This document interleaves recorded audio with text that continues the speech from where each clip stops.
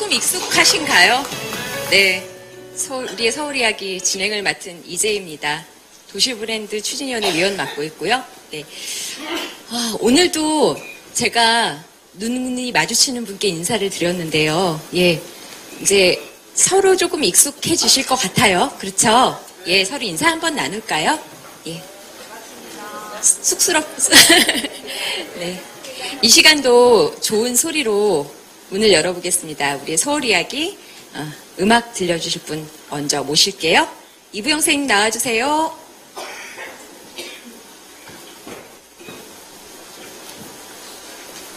제가 노래를 불러야 하나요?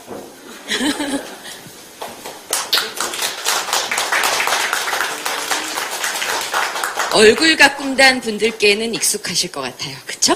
예. 행복한 출발에 함께 하셨지요. 네. 선생님, 소개를 좀 부탁드릴게요. 예, 저는 시민청에서요, 평일날 낮에 시민청에서 매일 공연이 있습니다. 그래서 시민청에서 공연하는 분들을 시민청 예술가라고 하거든요. 그래서 시민청 예술가로 활동을 하고 있는 통기타 치면서 노래하는 김부영이라고 합니다. 안녕하세요. 반갑습니다. 예, 그러면 김부영 선생님께 두 곡 어떤 노래 불러주실지 말씀해 주시겠어요? 처음에는 좀 경쾌한 노래를 불러주시면 좋겠다고 주문을 받아서요. 처음에는 좀 심하게 경쾌한 그녀가 처음 울던 날이라는 곡을 불러드리고요. 그 다음에 연이어서 괜찮다 싶으면 비슷한 풍의 먼지가 되어라는 곡이 있는데요. 이렇게 두 곡을 준비해 갖고 왔습니다. 예.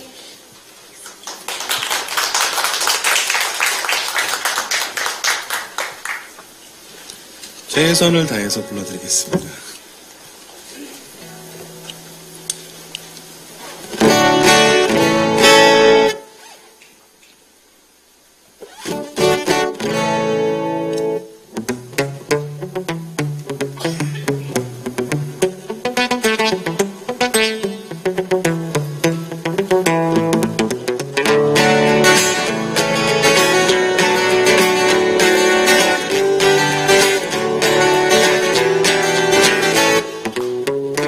그녀의 웃는 모습은 활짝 핀 목련꽃 같아. 그녀만 바라보면 언제나 따뜻한 봄날이었지. 그녀가 처음 울던 날 난 너무 깜짝 놀랐네. 그녀의 고운 얼굴 가득히 눈물로 얼룩 잊었네. 아무리 괴로워도 웃던 그녀가 처음으로 눈물 흘리던 날 온 세상 한꺼번에 무너지는 듯 내 가슴 따냈는데 이젠 더 볼 수가 없네. 그녀의 웃는 모습을 그녀가 처음으로 울던 날 내 곁을 떠나갔다네.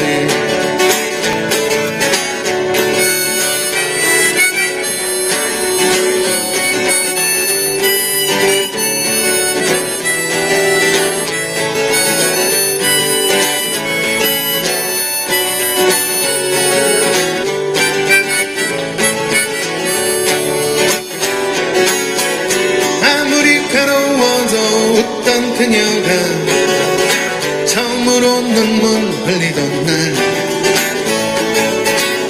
온 세상 한꺼번에 무너지는 듯 내 가슴 따냈는데 이젠 더 볼 수가 없네. 그녀의 웃는 모습을 그녀가 처음으로 울던 날 내 곁을 떠나갔다네. 그녀가 처음으로 울던 날 내 곁을 떠나갔다네. 그녀가 처음으로 울던 날 내 곁을 떠나갔다네.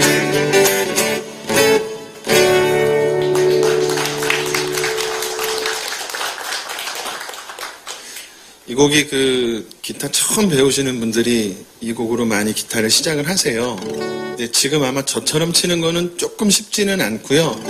그 제목에서 알 수 있듯이 그녀가 처음 울던 날 내 곁을 떠나갔다는 얘기거든요. 제가 지금 신나게 불렀지만 무서운 얘기일 수도 있고요. 내 옆에 있는 여자가 내가 울려가지고 떠나갔다. 예, 내 주변에 있는 사람들을 속상하게 만들면 예, 떠나간다는 얘기입니다. 예, 그래도 항상 전 즐겁게 부릅니다. 제가 또 사람들 앞에서 노래를 하면서 말씀드리지 않는 게 박수를 많이 쳐주세요. 그런 말씀을 안 드려요. 왜 그러냐면 박수는 객석에 앉아 계신 분들이 일종의 행사할 수 있는 권리거든요. 내가 잘 봤다라는 대답이 박수고, 시작하기 전에 박수 한번 부탁드립니다. 그런 얘기를 저도 가끔 이런 행사를 진행하는 경우가 있거든요. 그래서 그때는 이제 사기 진작을 위해서 노래하시는 분들 앞에 이렇게 박수 좀 부탁드립니다. 그렇게 하는데, 저는 개인적으로는 박수는 노래 끝난 다음에 그 사람이 한 만큼 가져가는 게 박수라고 생각을 하고요. 제가 잘해서 그렇게 한다는 건 아니지만 어떤 때는 내가 오늘 잘하고 못하고는 내가 제일 잘 알잖아요. 내 모습은. 근데 오늘은 좀 아닌데 박수를 많이 쳐주시면 짐을 안고 집에 가는 것 같아요. 그래서 항상 박수를 많이 쳐주세요. 그런 말씀은 안 드리고, 오늘 내가 박수 받은 만큼이 내가 오늘 여러분들에게 보여드린 것만큼이다 라고 생각을 하고 항상 집에 가거든요. 근데 이제 시작하고 노래가 점점 진행되면서 어깨가 이렇게 좀 움직이시는 분들이 많아지고 그러면 내가 오늘 그래도 잘했다는 건 좀 그렇지만 그래도 오늘 몇 분을 좀 즐겁게 해드리고 간다라는 그 흐뭇한 기분에 집에 가곤 하거든요. 오늘도 그래야 되는데. 이번에는 먼지가 되어라는 곡이고요. 이 곡은 아마 1절, 2절은 잘 모르셔도 후렴구는 많이 아시는 곡일 거예요. 이렇게 들으시다가 아시는 대목이 나오면 같이 한번 해주시기 바라겠습니다.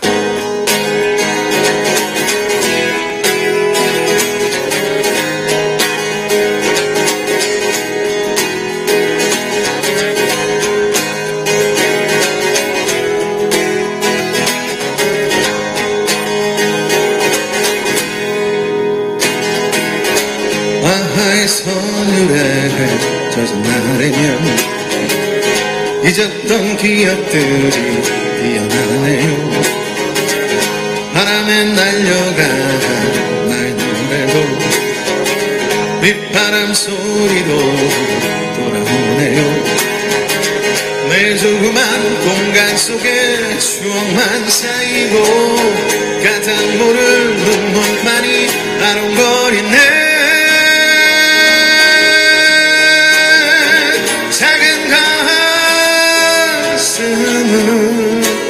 모두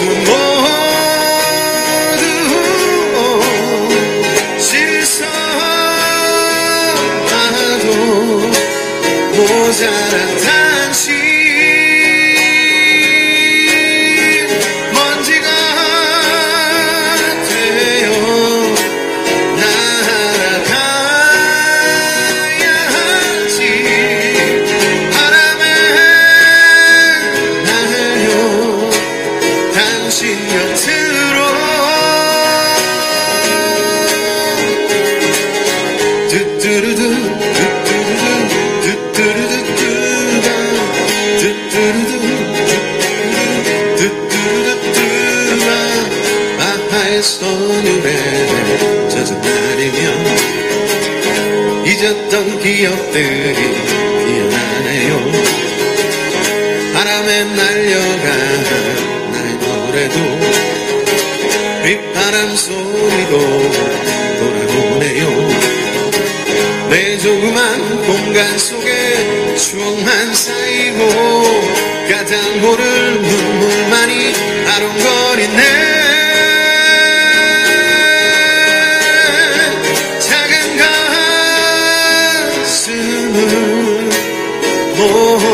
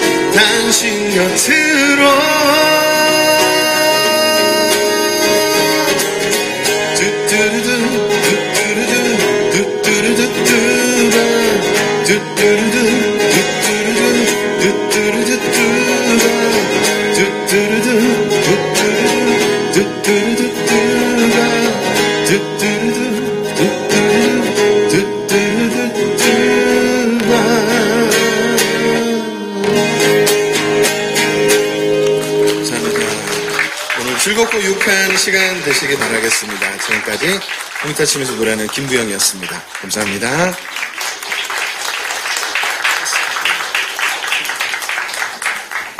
밖에 미세먼지가 많다고 나오는데 미세먼지는 걱정을 남기는데 먼지가 되어 노래는 가슴에 아련함을 남기네요. 감사합니다. 노래로 시작한 김에 오늘 주제가 뭐죠? 오늘 저희가 가볼 때가 시장이죠. 오랜만에 이 노래가 저는 떠올랐거든요.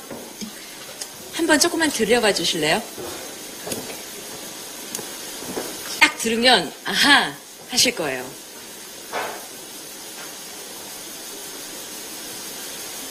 선생님 준비되셨어요? 네. 자, 무슨 노래가 나올까요?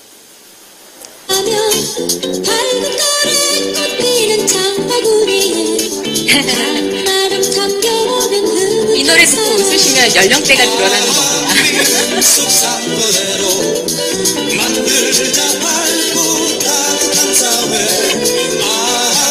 아하, 믿음 속 상거래로 만들자 밝고 따뜻한 사회. 제목이 뭐죠? 시장의 가면입니다. 예. 한때 그 음반을 사면 꼭 맨 마지막 곡에 줄여주세요, 선생님. 이 노래가 나왔었죠. 아마 건전가요를 꼭 실화했었던 건데요. 그러고 보면 사회를 건전하게 만들기 위해선 시장의 상거래가 굉장히 바로잡는 게 중요했던가 봅니다. 예. 시장은 이렇게 한 시대의 풍경을 담고 있죠. 예. 물건도 많고 사람도 많습니다. 시장은 사실 개인적으로 제가 좋아하는 공간이기도 합니다. 자, 시장엔 도대체 어떤 이야기가 펼쳐질까 기대되시죠? 네. 저희 오늘 이 시간에는 시장의 역사라는 책을 쓰신 선생님을 모시고 서울시장의 이야기를 들어보겠고요.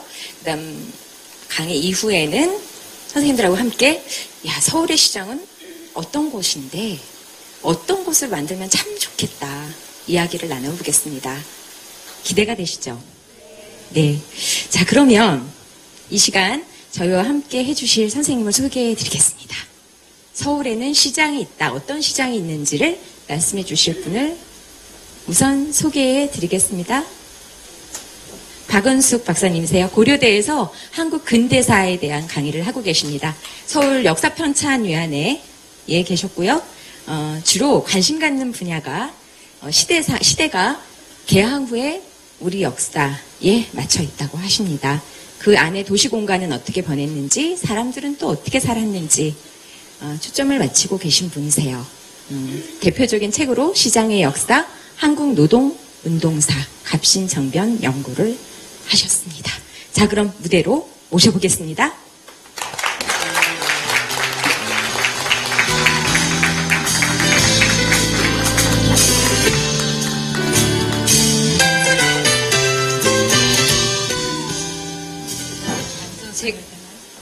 선생님이 편하신 대로 하셔도 돼요. 네. 예. 방금 소개받은 박은숙이라고 합니다.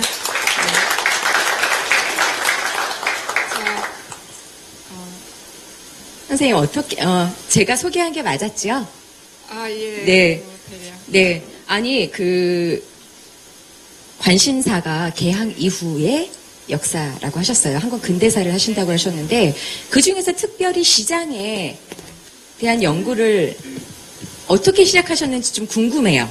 그렇죠? 예. 예. 사실은 여러분들도 항상 느끼고 있겠지만 일단 시장이라고 하면 사람 사는 냄새가 나는 곳, 그러한 현장, 그리고 상품을 통해서 이 지역과 저 지역, 이 나라와 저 나라, 이 사람과 저 사람의 그 상품을 통해서 문화와 문명이 교류되는 장소가 저는 시장이라고 이렇게 생각을 했습니다. 그래서 사실은 이 상품이라는 게 그냥 단순한 물건 같지만 그 상품 속에는, 시장에 거래되는 상품 속에는 사실은 그 시대를 사는 사람들이 어떤 그 특정한 지역에 또는 나라의 어떤 생활 문화 또는 이러한 그것들, 문명이 깃들어 있기 때문에 그 문명 간의 교류를 이렇게 살펴보는 게 흥미롭겠다. 그리고 또 한 시장에는 아까도 말씀드렸지만 사람 사는 이야기가 깊게 배어 있기 때문에 그래서 관심을 갖고 좀 접근을 해 보았습니다. 네. 자, 그러면 궁금해 하실 거예요. 서울의 시장이 얼마나 되길래? 생각나는 시장 뭐가 있으세요? 통인시장. 네. 네. 남대문 시장, 광장시장, 그렇죠. 시장이 얼마나 되는지 한번 저희가 지도 앞에서 지도 보셨죠? 네. 지도를 펼치니까 네. 곳곳에 시장이 아주 많더라고요. 네. 몇 개나 되나요?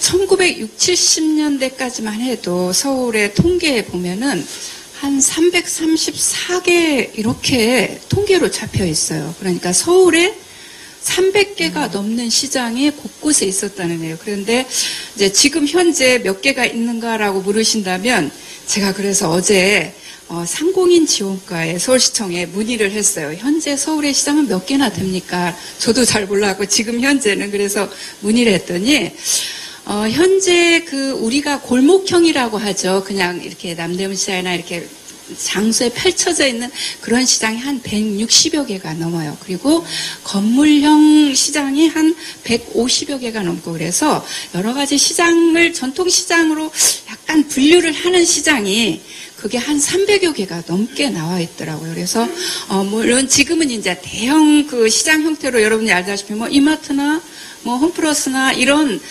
대형 시장, 그러니까 대형 뭐 대규모 이런 안에서 쇼핑할 수 있는 건물형 시장들이 있지만 그래도 서울에는 우리가 전통 시장으로 분류되는 시장이 굉장히 많다는 걸 알 수 있어요. 네, 여러분들이 지금 얘기 나오시는 건 그 중에 몇 개. 사실은 저도 시장 이름을 다는 알기는 좀 어렵습니다. 300개를 다 가지고 볼 수는 없겠지만 네. 서울의 시장 속으로 저희를 잘 네. 안내해 주세요. 네. 예, 그럼 부탁드립니다.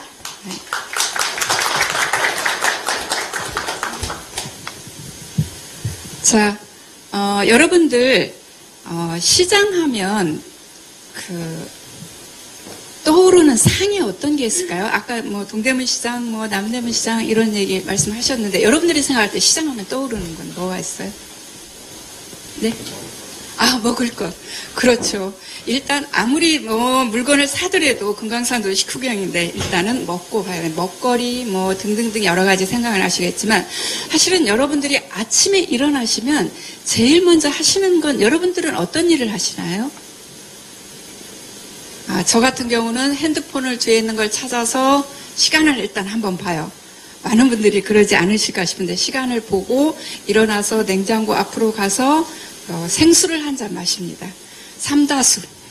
네, 생수를 한 잔 마시고 하루를 시작하고 저녁을 자는데 사실은 여러분들이 아침에 눈을 뜨면서 집어드는 핸드폰도 바로 우리가 시장을 통해서 구입하는 것이고 한 모금 마시는 샘물, 요즘에는 물론 수돗물도 많이 마시지만 뭐 이렇게 하거나 또는 일어나서 아침 식사하는 첫 시작의 스타트를 할 때도 바로 우리가 모든 걸 시장에서 구입한 어떤 상품으로부터 시작을 하고 있어요. 물론 저녁에 잘 때 덮는 이불도 시장에서 사는 거죠.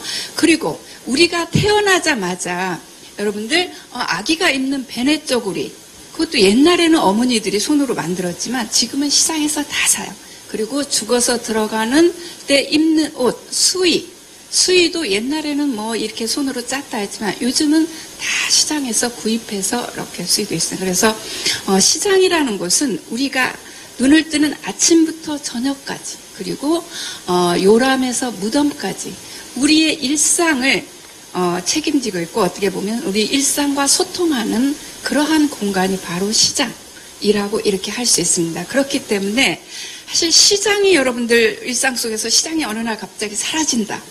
그런 모든 일상생활이 올속될 그만큼 시장은 우리 일상에서 중요한 곳이라고 이렇게 이야기를 할 수 있을 것 같습니다. 그래서 사실은 요즘에는 세상을 이야기할 때도 시장이라는 용어를 많이 써요. 그래서 여러분들 미국이나 중국이라는 나라를 바라볼 때도 옛날에는 미국 하면 뭐 선진국, 중국 하면 뭐 이웃나라 이런 식으로 인식을 했지만 요즘은 미국이나 중국을 인식할 때도 미국 시장, 중국 시장, 또 결혼할 때 물건 사오는 또 결혼 시장, 노동 시장, 사람에 관계된 것도 어떤 나라에 관계된 것도 그 거래를 하는 시장의 개념으로 이렇게 세상을 바라보는 관점이 생겼어요. 그만큼 시장이라는 게 우리의 뭐 일상생활뿐 아니라 어떤 세계를 뭐 이렇게 재단하는 하나의 잣대처럼 사용되기도 한다는 것을 우리가 알 수 있어요.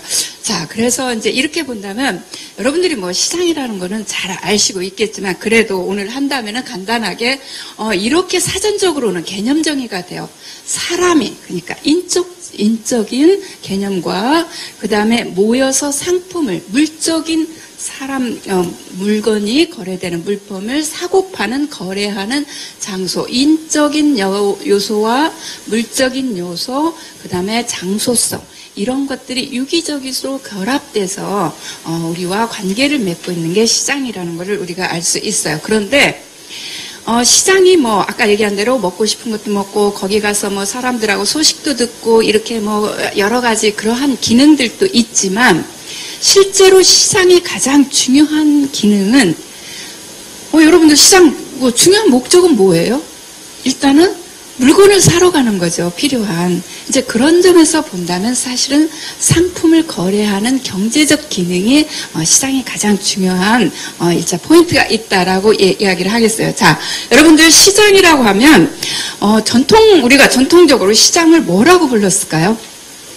예, 여기 답이 나와있죠? 저재 또는 저자라고 이렇게 불렀어요. 그렇죠? 우리들 전통적으로 그렇게 많이 불러왔는데 그래서 뭐 우리 백제 정읍사에 보면은 전절에 녀려 신고요 뭐 이런 전 뭐 시장을 이렇게 돌아다녔나요? 뭐 이제 이런 식의 정읍사에도 나오는데 자, 그런데 전통 시장에서 그리고 시 이렇게 해서 우리가 신라 시대에도 동시, 서시 그 다음에 장 이런 용어를 써요.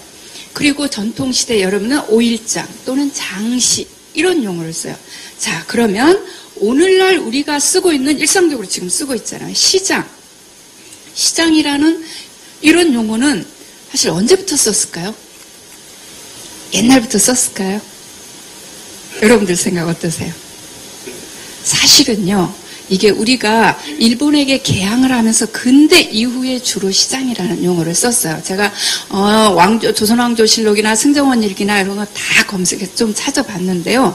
시장이라는 용어는 거의 별로 안 써요. 그리고 대부분 쓰게 되면 우리는 장시라는 용어를 쓰거나 따로따로 떼었었어요. 그런데 이제 일본과 뭐 강원도 조약을 체결하고 근대에 우리가 세계 시장을 하면서 일본에게 문호를 개방하면서 그 이후에 시장이라는 용어를 많이 쓰기 시작했고 사실은 오늘날에는 그냥 뭐 시장이 마켓에 일반적인 이렇게 많이 쓰게 되는데 그래서 사실 어떤 경제학 교수님은 시장이라고 쓰면 안 된다고 강력하게 주장하시는 분도 봤어요. 근데 이제 그거까지는 않더라도 하여튼 우리의 시장이라는 용어는 그렇게 전통적인 거는 근대 이후에 등장한 용어라는 걸 알고 계시고 그 다음에 이제 우리가 시장의 역사를 이제 앞으로 지금 제가 쭉 검토를 해보긴 할 건데 옛날에 사실은 뭐 시장이라는 게 언제부터 나왔냐 그렇게 얘기를 하신다면 사실은 뭐 여러분들 생각할 때 시장이 언제부터 있었을 것 같아요?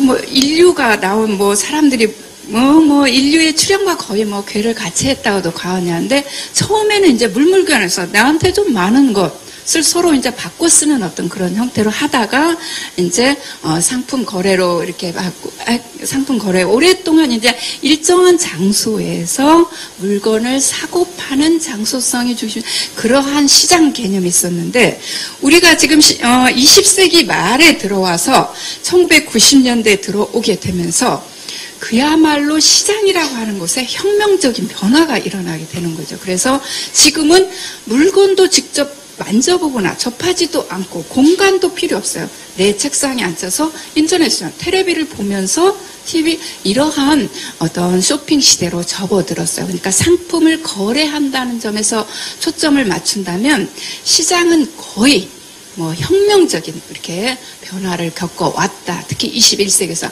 자, 여러분들은 요즘에 물건을 구입할 때 직접 시장에 많이 가세요? 아니면은 인터넷 거래 좀 많이 하셔요? 마트에 많이 가신다고요?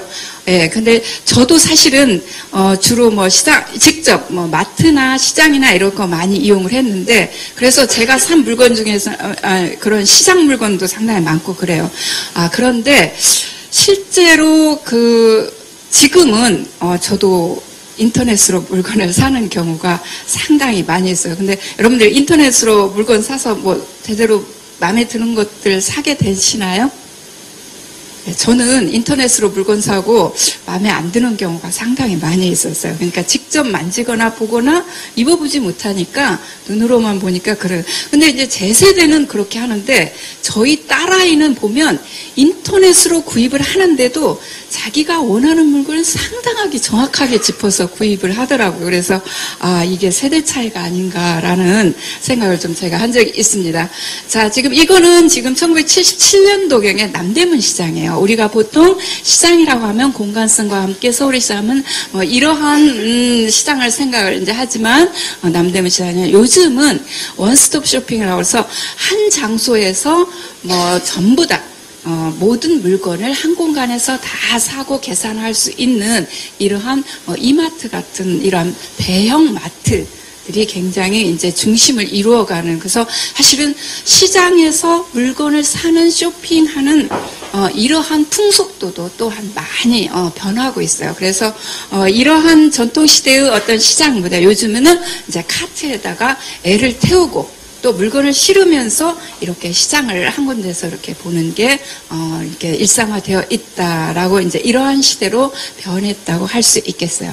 자, 여러분들 서울의 시장하면 그 출발점이 서울 지역에, 오늘 여러분들이 살고 있는 이 서울 지역에 시장이 처음 언제부터 있었을까요? 네? 예. 물론 시장에 여기 서울에 사람이 살고 있었을 때부터 있겠지만 사실은 서울의 시장이 본격적으로 기록에 자세히 나오게 된 것은 조선시대부터예요. 조선의 수도로 결정되면서이지만, 그러나 여러분들이 생각해보면 아시겠지만 사실은 우리 서울이 백제의 수도로서 백제의 수도 유래성으로서 서울이 한성백제로서 몇 년간이나 유래성의 수도였는지 아셔요? 백제시대? 500년이에요. 거의 온조가 나라를 세운 지가 BC 18년이라고 그러거든요. 그 다음에 웅진으로 옮기니까 475년이에요. 그러니까 거의 500여 년 동안 이쪽 유래성의 풍납도성, 몽천성 이 일대에 서울이 수도였기 때문에 그 당시에 적어도 5만 내지 10만 명의 인구가 살았다고 이렇게 추정을 한다면 당시에 그 많은 서울의 백제시대 인구가 먹고 살 수 있는 시장이 상당히 큰 시장이 있었을 거라는 것을 추정을 할 수가 있어요. 그런데 안타깝게도 우리가 백제의 수도였던 500여 년 동안에 그 백제의 수도였던 유래성의 시장 이름이나 시장에 대한 기록은 사실 찾아지지가 않아요. 그래서 분명히 있었겠지만 그러나 우리가 기록으로는 그렇게 살펴보기가 좀 쉽지 않다. 그렇지만 사실 고구려나 신라나 이런 쪽에는 시장 기록이 나와요. 여러분이 잘 알고 있는 바보온달 같은 경우에 바보온달 얘기 들어보면 온달이 시장에 가서 맨날 허름한 집신을 끌고 다니면서 시장에서 뭘 얻어먹기도 하고 어쨌다 이러한 이야기들이 나오거든요. 그러니까 고구려에도 시장이 있었고 신라에도 동시서시 등등이 나와요. 근데 본격적으로 조선시대에 서울의 시장이 이제 등장하는 것은 조선시대이고, 이 시장 건설은 여러분들이 잘 아는 태종 이방원이 마음을 먹고 시장을 건설했어요. 근데 무려 몇 년 걸렸냐면 12년부터 1412년에서 14년까지 거의 한 3년여에 걸쳐서 시장을 조성을 했어요. 근데 이때 2천여 칸을 조성을 했는데 어디에 조성을 했냐면 지금 얘기하면 종로통 거리하고 종로 이쪽에서 남대문으로 이어는 남대문로 거리에다가 2천여 칸을. 자, 제가 잠깐 퀴즈를 낼게요.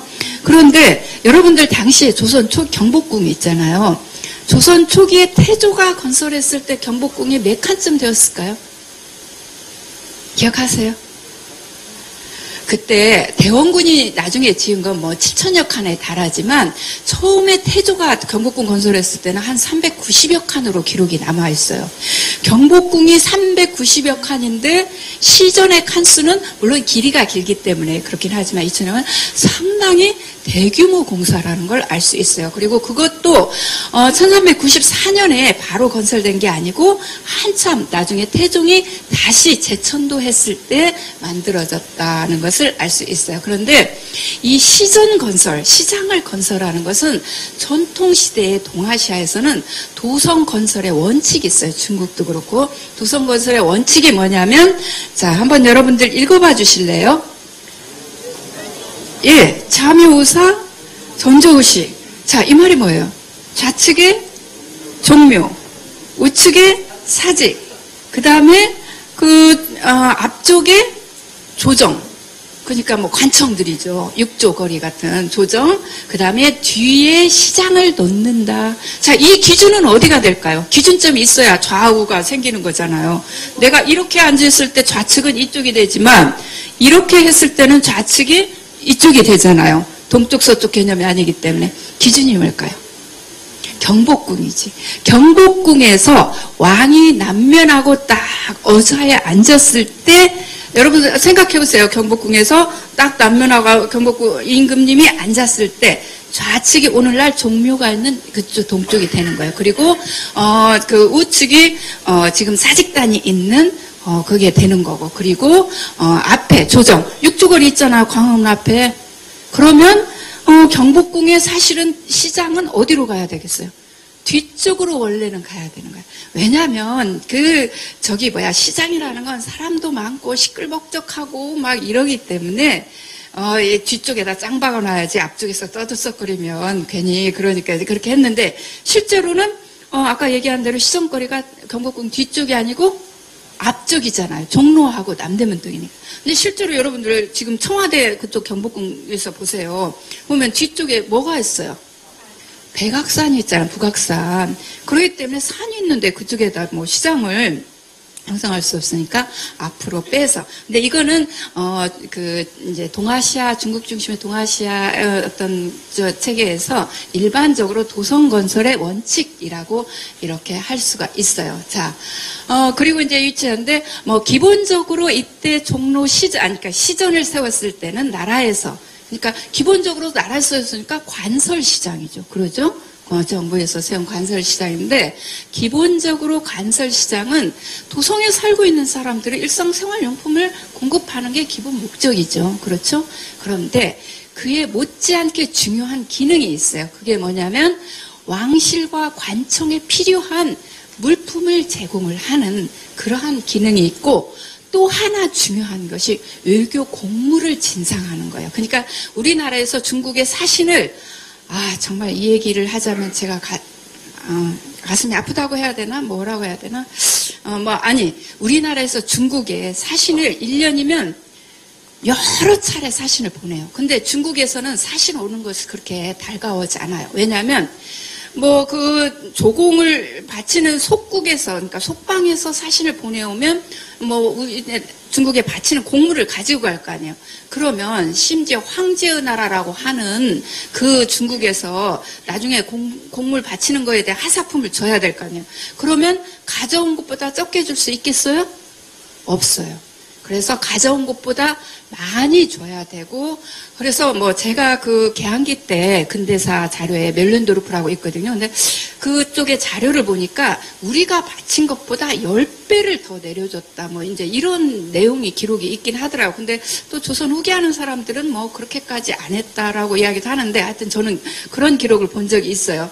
근데 하여튼 우리는 그 중국에 이제 외교 공무를 바치는 게 그거를 시장 상인들이 그 공무를 이제 이렇게 그 진상을 하고 또 하나 중요한 기능 중에 하나가 중국의 사신들이 조선에 올 때 중국의 물건을 가져와요. 그러면 중국의 사신들이 조선에 팔아먹으려고 해서 물건을 가져오면 그 물건을 누가 처리를 해줘야 되겠어요? 시전 상인들이 그걸 사줘야 돼요. 그것도 싼 값이 아니라 비싼 값으로 터무니없이 사줘야 되기 때문에 이제 이러한 어떤 외교 공물 진상의 여러 가지 기능을 가지고 있는 기능의 역할을 했다라고 이렇게 볼 수 있겠어요. 자, 그러면 여기 지금 제가 옛날 지도에 그려진 시전 행랑도라는 지도를 가지고 왔는데 이걸 보면 자, 지금 여기가 경복궁이죠. 여기가 창덕궁, 종묘, 여기가 종묘로 나와 있고 창덕궁, 그리고 창덕궁, 창경궁, 종묘, 그 다음에 경복궁, 사직단 뭐 이렇게 지금 경호궁 나와 있는데 여기서 지금 시전 행랑도가 보면 조선 후기에 보면 이쪽 종로통 여기 서대문에서 동대문에 이르는 종로거리하고 이쪽 남대문로로 이어지는 이 공간에 바로 시전 행랑 2,000칸이 있었다라고 이렇게 했어요. 자, 그런데 시전 행랑 2,000칸이 전부 다 시장으로 쓰였을까요? 아니에요.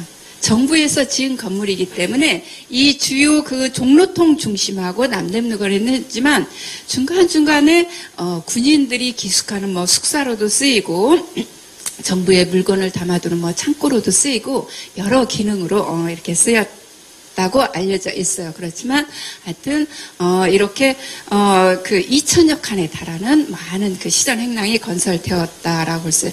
자, 이거는 이제 종로 시전 거리 1904년에 그 호주인이 와서 찍은 건데 여기 이게 보면 여러분들 지금 이 시전 건물이 이게 몇 층으로 보여요? 2층으로 보이죠. 근데 여러분들 우리 그 전통 가옥에서 2층짜리 집들 보셨나요?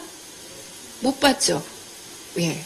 우리나라에는 2층짜리 건물이 거의 없어요. 그리고 우리가 벽돌을 계속 사용하지 않았기 때문에 중국이나 일본이나 다른 나라에 같으면 벽돌을 구워서 하면 뭐 2층이고 3층이고 이런 건물들 올리는데 우리는 정말 전통적으로도 벽돌을 사용한 적이 없어요. 그리고 건물도 물론 이제 난방의 문제가 있기 때문에 2층이 없는데 시전에는 그 행랑에 2층이 있었어요. 근데 여러분들 한번 키를 보세요. 사람들의 키 이 높이가 어때요? 2층이지만 굉장히 낮다는 것을 알 수 있어요. 그래서 2층이긴 하지만 2층은 주로 이제 뭐 창고처럼 뭐 물건을 보관하거나 이제 이런 용도로 이제 주로 쓰여서 사실은 시전은 2층. 근데 이 종로 시전이라고 되는데 굉장히 사람이 많이 있는 걸 볼 수 있어요. 뭐 한산할 때도 있긴 하지만요. 그런데 여기에 해설을 달아놓은 게 굉장히 재밌어요. 여러분들 한번 읽어보시면 이게 내용이 뭐냐면 한국 사람들은 스펜드 홀데이 온종일을 보낸대요. 어디에서? 그 해글링 언더 버처에서. 그러니까 시장에서 물건을 구입하는데 말씨름 하느라고 옥신각신하라 하루 종일을 보내고 있다. 이러한 문구를 달아놓고 있어요. 그러니까 우리가 전통시대에 외국인이 와서 이렇게 딱 봤을 때 시장에 가면 그냥 뭐 깎아주시오, 뭐 어쩌시오, 뭐 이렇게 하루 종일 품삼아서. 자, 그리고 여러분들 이 사진을 보면서 어떤 특징적인 걸 여러분들 한번 잡아내보세요. 퀴즈. 남자들만. 예. 제가 원하는 답을 딱 주셨어요. 자, 이거 보시면 여기에 있는 그 시장을 보러 온 사람들이 어때요? 거의 다 남성들이에요. 지금 여러분들의 생각에는 시장 보는 건 누구 담당이에요? 엄마들 담당이고 여자들 담당이잖아요. 그 완전히 조선시대에는 이렇게 시장은 근데 저도 어려서 시골에 살았는데 저도 어려서 보면 아버지들이 시장을 참 많이 갔어요. 지금 생각해보면 어머니도 갔지만 아버지들이 시장을 참 많이 다녔었는데 조선시대 서울시장에서는 거의 남성들이 다 시장을 봤어요. 장사하는 사람도 남성, 물건을 사러 가는 사람도 남성, 여성은 사실은 거의 안 갔어요. 그러니까 적었어요, 그 숫자. 그리고 여자가 시장을 보거나 장사하는 걸 굉장히 창피하게 생각을 했어요. 그래서 심지어 조선 전기의 그 실록 기록을 보면 이런 기록이 나와요. 중국 사신이 오는데 여자들이 시장에 있으면 안 되니까 여자들 시장에 나오지 못하게 하라. 뭐 이런 내용이 나와요. 그래서 저 정말로 깜짝 이렇게 놀랐는데 그럴 정도로 중국은 사실은 여자들이 시장 안 봐요. 남자들이 다 보고 뭐 중국 같은 경우 여자들 전족해놔가지고 발 꽁꽁 묶어놔가지고 돌아다닐 수도 없어요. 중국 같은 경우에는 물론 이제 그렇긴 하지만 어쨌든 우리도 이렇게 했어요. 그런데 재밌는 건 서울은 남자들이 다 시장을 보고 이렇게 했지만 북쪽으로 가면 저쪽 함경도나 평안도로 가면 여자들이 상당히 이렇게 많이 시장을 보았다. 그러는데 그거를 나중에 제국신문이나 보면은 흉을 봐요. 야, 그쪽은 가니까 좀 그 여자들이 시장 보더라. 뭐 이렇게 흉 보는 쪽으로 이렇게 했어요. 그러니까 우리가 정말 생각할 거는 상당히 다른 전통시대의 시장 모습을 볼 수 있어요. 그리고 이거는 아까 종로 시전 모습인데 이 시전의 한 칸, 이 칸이 그 규모가 얼마나 될 것 같으세요? 1평 내지 2평이에요. 굉장히 좁은 공간이에요. 여기 보면 이게 이제 한 칸 정도, 옛날에 조선시대의 집도 여러분들 남산 한옥가 같은 보면은 이렇게 방이 굉장히 조그만해요. 이렇게 나무 하나 이렇게 칸수가. 그듯이 이거 지금 시전에 보면 이 칸수 하나에 1평 내지 2평 남짓한 공간에서 이렇게 이제 시전 상인이 앉아 있는 거예요. 여기에 마룻바닥에 퇴청바닥에 나와서 이렇게 앉아 있으면 아마 이게 열입군 같아요. 그러니까 여기에서 물건을 그러니까 지금은 뭐 자기 상품 팔려면 화려한 물건, 좋은 물건 내놓고 보고 사야 되잖아. 근데 옛날에는 이 최소한의 상품만 여기다 진열을 하는 거예요. 그리고 중요한 상품은 창고 뒤에다 다 넣어놔버려요. 그러니까 일단 뭐 시전의 종로 거리에 딱 그 단골이 아닌 이상 시전 거리에 무슨 물건을 사러 가면 어디서 무슨 물건을 파는지 몰라요. 그런데 여러분들 이 시전 거리에 퀴즈. 그 오늘날 얘기하는 간판 같은 거를 붙였을까요? 안 붙였을까요? 네, 안 붙였어요. 우리가 간판이라는 걸 붙인 지가 개항 이후예요. 근데 이후에 이제 뭐 일본인들이 들어오면서 청상들이 들어오면서 간판 붙였는데 그런데 이 간판 붙이자 세종대왕은 간판을 좀 붙이자 이런 이야기를 역시 세종대왕은 뛰어난 해안을 가지고 저는 정말로 자료를 볼 때마다 세종대왕 쪽의 자료를 보면 정말 대단하다. 항상 너무 왜냐하면 정치, 경제, 사회, 문화, 음악, 미술 뭐 이런 것까지 이런 식견을 이렇게 백선들이라는 식견을 가지고 있어서 그런 모습들을 볼 수 있어서 감탄하는데 자 이렇게 이제 시전상인들 전통시대에는 이 열입군이 이제 보통 사람들이 시전에 물건 사러 가면 어디서 뭔 팔 물건인지 잘 모르니까 그것을 안내해주는 사람이 있었어요. 그게 연립군이라고 하는데 이 사람이 이제 손님을 데리고 와서 이 사람한테 소개해주고 예를 들면 10원, 이 주인은 10원을 받으려고 그래요. 그러면 열입군이라는 사람이 이렇게 자기네들끼리 암호를 써요. 이렇게 암호를 써서 뭐 물건값이 얼마나 이렇게 해가지고 손님에게 12원을 받잖아요. 그러면 2원은 이 연립군이 갖는 거예요. 열입군이. 그래서 이렇게 오늘날 얘기하면 뭐 삐끼하고는 좀 다르긴 성격은 다르지만 이렇게 하여튼 끌고 가서 물건 팔게 해주고 뭐 자기 남는 돈 먹고 뭐 이제 이런 일들이 있었어요.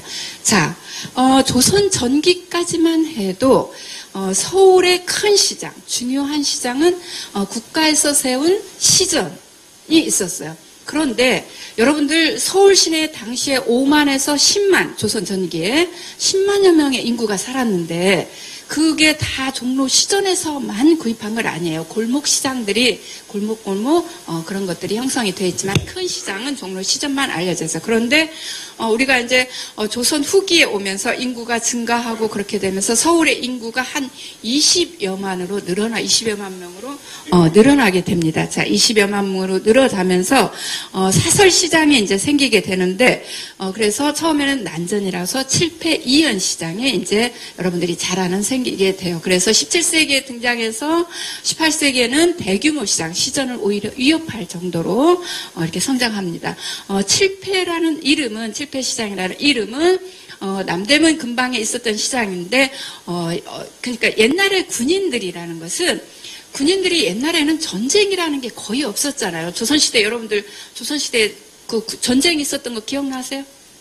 임진왜란 이외에 거의 뭐 서울에서 겪었던 전쟁은 거의 없어요. 그러면 평상시에 군인들은 순찰을 합니다. 도성을 순찰을 하는데 이 도성들이 이제 군인들이 순찰할 때 초소가 1패 초소, 2패 초소 이렇게 하는데 어영청에 7패 초소가 있던 자리에 시장이 있었기 때문에 7패 시장이라는 이름이 생기게 되었어요. 그래서 남대문 밖에 1패 시장이 있었고 그 다음에 이연이라는 배옥의 시장으로 했는데 동대문 근방에 있었던 시장이고 배나무가 많이 있었던 곳이라고 그래서 고개가 상당히 있었다. 그런데 지금 우리가 생각하면 그쪽 종로 사거리 쪽에 그 고개라는 게 거의 뭐 고개가 없었. 지금 우리 개념 지금 종로에 가면 없었지만 옛날에는 상당히 사람들이 그 높이감을 느낄 정도로 고개가 있었다고 알 수 있어요. 자, 이 두 시장에 어떤 특별한 시장에 있어서 특별한 중요한 품목은 조선시대에 있어서 7패 이연시장은 동부채 7패어라고 이렇게 얘기를 했어요. 동부에 있는 이연시장은 특산물이 뭐라는 얘기예요? 채소라는 이야기고 그 다음에 그 남대문 밖에 있는 7패 시장은 특산물이 어류 그러니까 뭐 그 생선이라든가 이러한 어류라고 이렇게 나와 있어요. 그런데 이 동부는 여러분들 지금 그 왕십리 있죠. 왕십리에서 왕십리는 옛날에는 완전 뻘판이었어요. 왕십리 평화라고도 했거든요. 그렇기 때문에 거기에 무, 배추가 굉장히 많았어요. 그래서 그 동국역 뭐 이런 쪽에 그 자료에 보면 왕십리의 무, 그 다음에 훈련원의 배추, 뭐 그 다음에 신당동의 미나리 이런 것들이 굉장히 서울에서는 유명한 채소로 이렇게 알려져 있어요. 그래서 동쪽에 이제 채소가 많기 때문에 이런 동부채라고 했고 7패 시장은 뭐 서해안에서 한강을 따라서 이렇게 가까우니까 비교적 남대문밖에 있으니까 7패라고 이렇게 했어요. 자, 그런데 사실은 이 7패 시장이나 이연 시장이라는 건 얘는 그 조선 전기까지만 내내 있었던 기득권을 가진 시장 뭐가 있어요? 시전이 지금 있잖아요. 조선 전기부터 국가에서 보호를 받는 시전 시장이 있어요. 그런데 후발주자로 7패나 남대문 시장이 등장을 해서 처음에는 난전이라고 그래서 뭐 허가받지 않는 시장이기 때문에 계속 단속을 당하면서 난전으로서 했는데 이 후발주자인 7패와 이연 시장 상인들은 그렇기 때문에 후발주자에는 그 관권의 보호도 받지 못하기 때문에 생산지에 직접 가서 물건을 떼어오거나 아니면 중간에서 상품을 가져오는 사람들로부터 도매로 다 상품을 사놓고 나서 도성에 물건을 내지 않는 거예요. 그러다가 도성에 이제 가격이 막 상품 가격이 오르면 그때 이제 내놓는다든가 그리고 생산지에 가서 직접 물건을 사서 팔게 되면 어때요? 싼 값에 그 도성민들에게 제공을 할 수 있기 때문에 이러면서 상권을 장악해 갔다. 근데 그때 기록에 보면 뭐 밭대기는 예사고 밭에 그냥 뭐 심어져 있을 때 사는 건 예사고 또 기록에 보면 배대기도 있어요. 배에 실어 있는 생선채 그냥 이렇게 사들이는 그런 기록도 좀 보이고 있어요. 이렇게 이제 조선 후기에 들어오면서 7패 이연 시장이 뭐 값을 싸게 하고 뭐 이렇게 도성민들에게 많은 상품을 저가 이제 판매하면서 상권을 넓혀가면 반면에 이제 시전은 기존에 있었던 시전은 이런 7패 이연 시장과 경쟁하면서 이제 상거래를 이제 할 수밖에 없는데 그렇기 때문에 이제 자기네들이 정부로부터 특권을 가지려고 이런 7패 이연 시장에 대응해서 정부에게 금난 정권, 난전을 다스릴 수 있는 남전을 금지시킬 수 있는 권리, 특권을 정부로부터 획득을 합니다. 뭐, 이걸로 봤겠지만, 그 대신에, 이러한 시전상인들은 정부에 이제 뭐 세금을 바치기도 하고, 그 다음에 구격부담이라고 하는데, 이 구격부담은 아까 앞에서 얘기한 대로, 뭐, 정부의 왕실이나 관청에 필요한 물건을 대주는 거. 그리고 또 하나 이 구격부담 중에, 중요한 것 중에 하나는 뭐가 있냐면, 여러분들 전통시대에 왕들이 창덕궁이나 경복궁에 한 자리만 앉아서 정사를 봤을까요? 아니에요. 그 재미있는 것들은 그 정도 보면은 처음에 그 창덕궁에서 주기로 했잖아요. 그 다음에 대원군이 아버지가 경복궁 세웠잖아요. 경복궁에 잠깐 있다가 또 창덕궁으로 가요. 창덕궁으로 갔다가 또 갑신정변이 일어나고 뭐가 막 어질어질하니까 다시 경복궁으로 와요. 경복궁으로 왔다가 또 뭐 나중에 아간파천 이후에는 어디로 가요? 덕수궁으로 또 이렇게 가기도 하잖아요.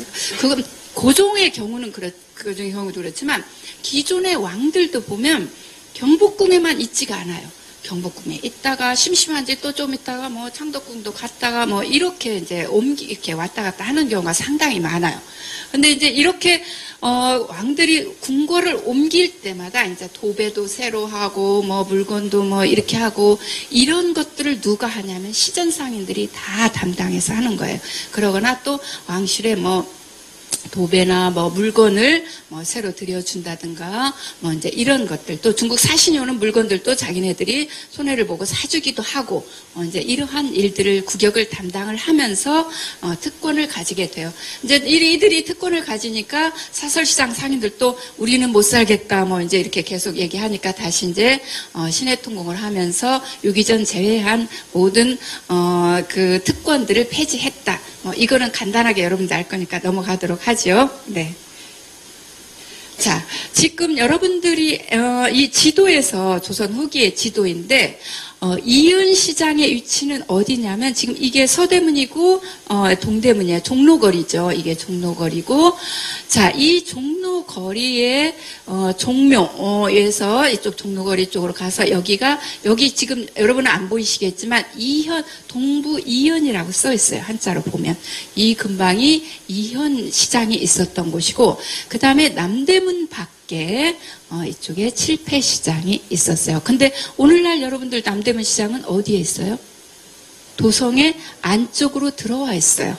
그러니까 옛날 칠패시장이 곧 남대문 시장이 되는 것은 아니에요. 옮겨왔다 이렇게 이해하시면 됩니다. 자, 시전과 칠패시장 이 경쟁하는 모습을 제가 자료에서 잠깐 따봤어요. 이게 순조 때 1816년 기록인데 근래에 민심이 옛날 같지 않아 칠패 이연에 있는 뭐 상인 등이 겨울을 그 어물을 사들인다고 하면서 매년 가을 겨울에 직접 원산에 들어가서 그쪽 상인들하고 체결해서 새로 생산되는 뭐 명란, 북어, 대구 모두 도거리 도집해서 하거나 원산에 쌓아두고 중로에 머물러서 서울시장 가격을 고하를 엿보다가 틈타서 조정을 하면서 이렇게 칠패 이연시장들이 중간에 직접 생산지에 가거나 중간에서 이렇게 가격 조정을 하면서 그래서 결국은 시전 상인들은 뭐 텅 비어서 빈터만 지키고 있다라고 이제 엄살을 엄청 부리면서 이제 그 특권을 달라고 이렇게 이야기를 하죠.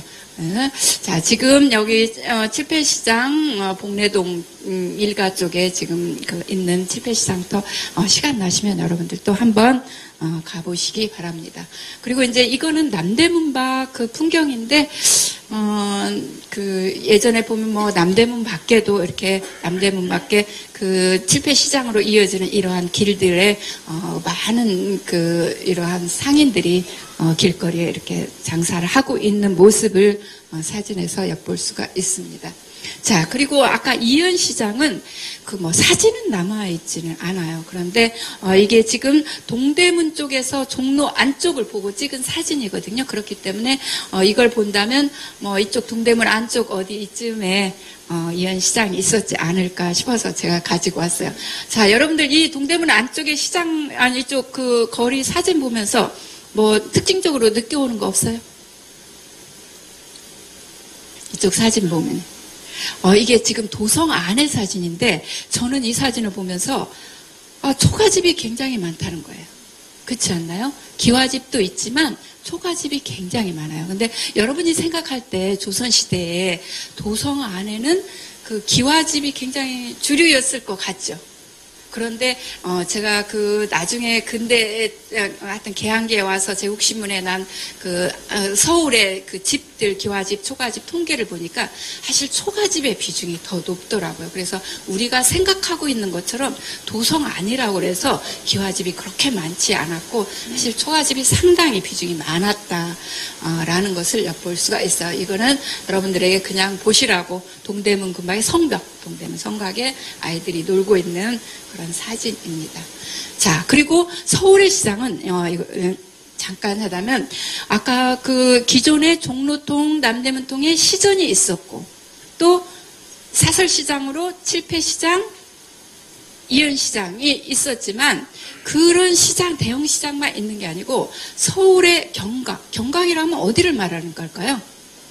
한강이죠. 근데 서울 지역을 흐르는 한강을 그래서 특별히 경강이라고 불렀어요. 서울 지역을 흐르는 한강을 경강을 불렀는데 이 경강 지역은 이 경강 지역의 시장도 굉장히 활성화돼서 큰 시장이 열렸는데 이 경강 시장이라고 하는 건 어떤 물품이 주로 취급해서 많이 있었을까요?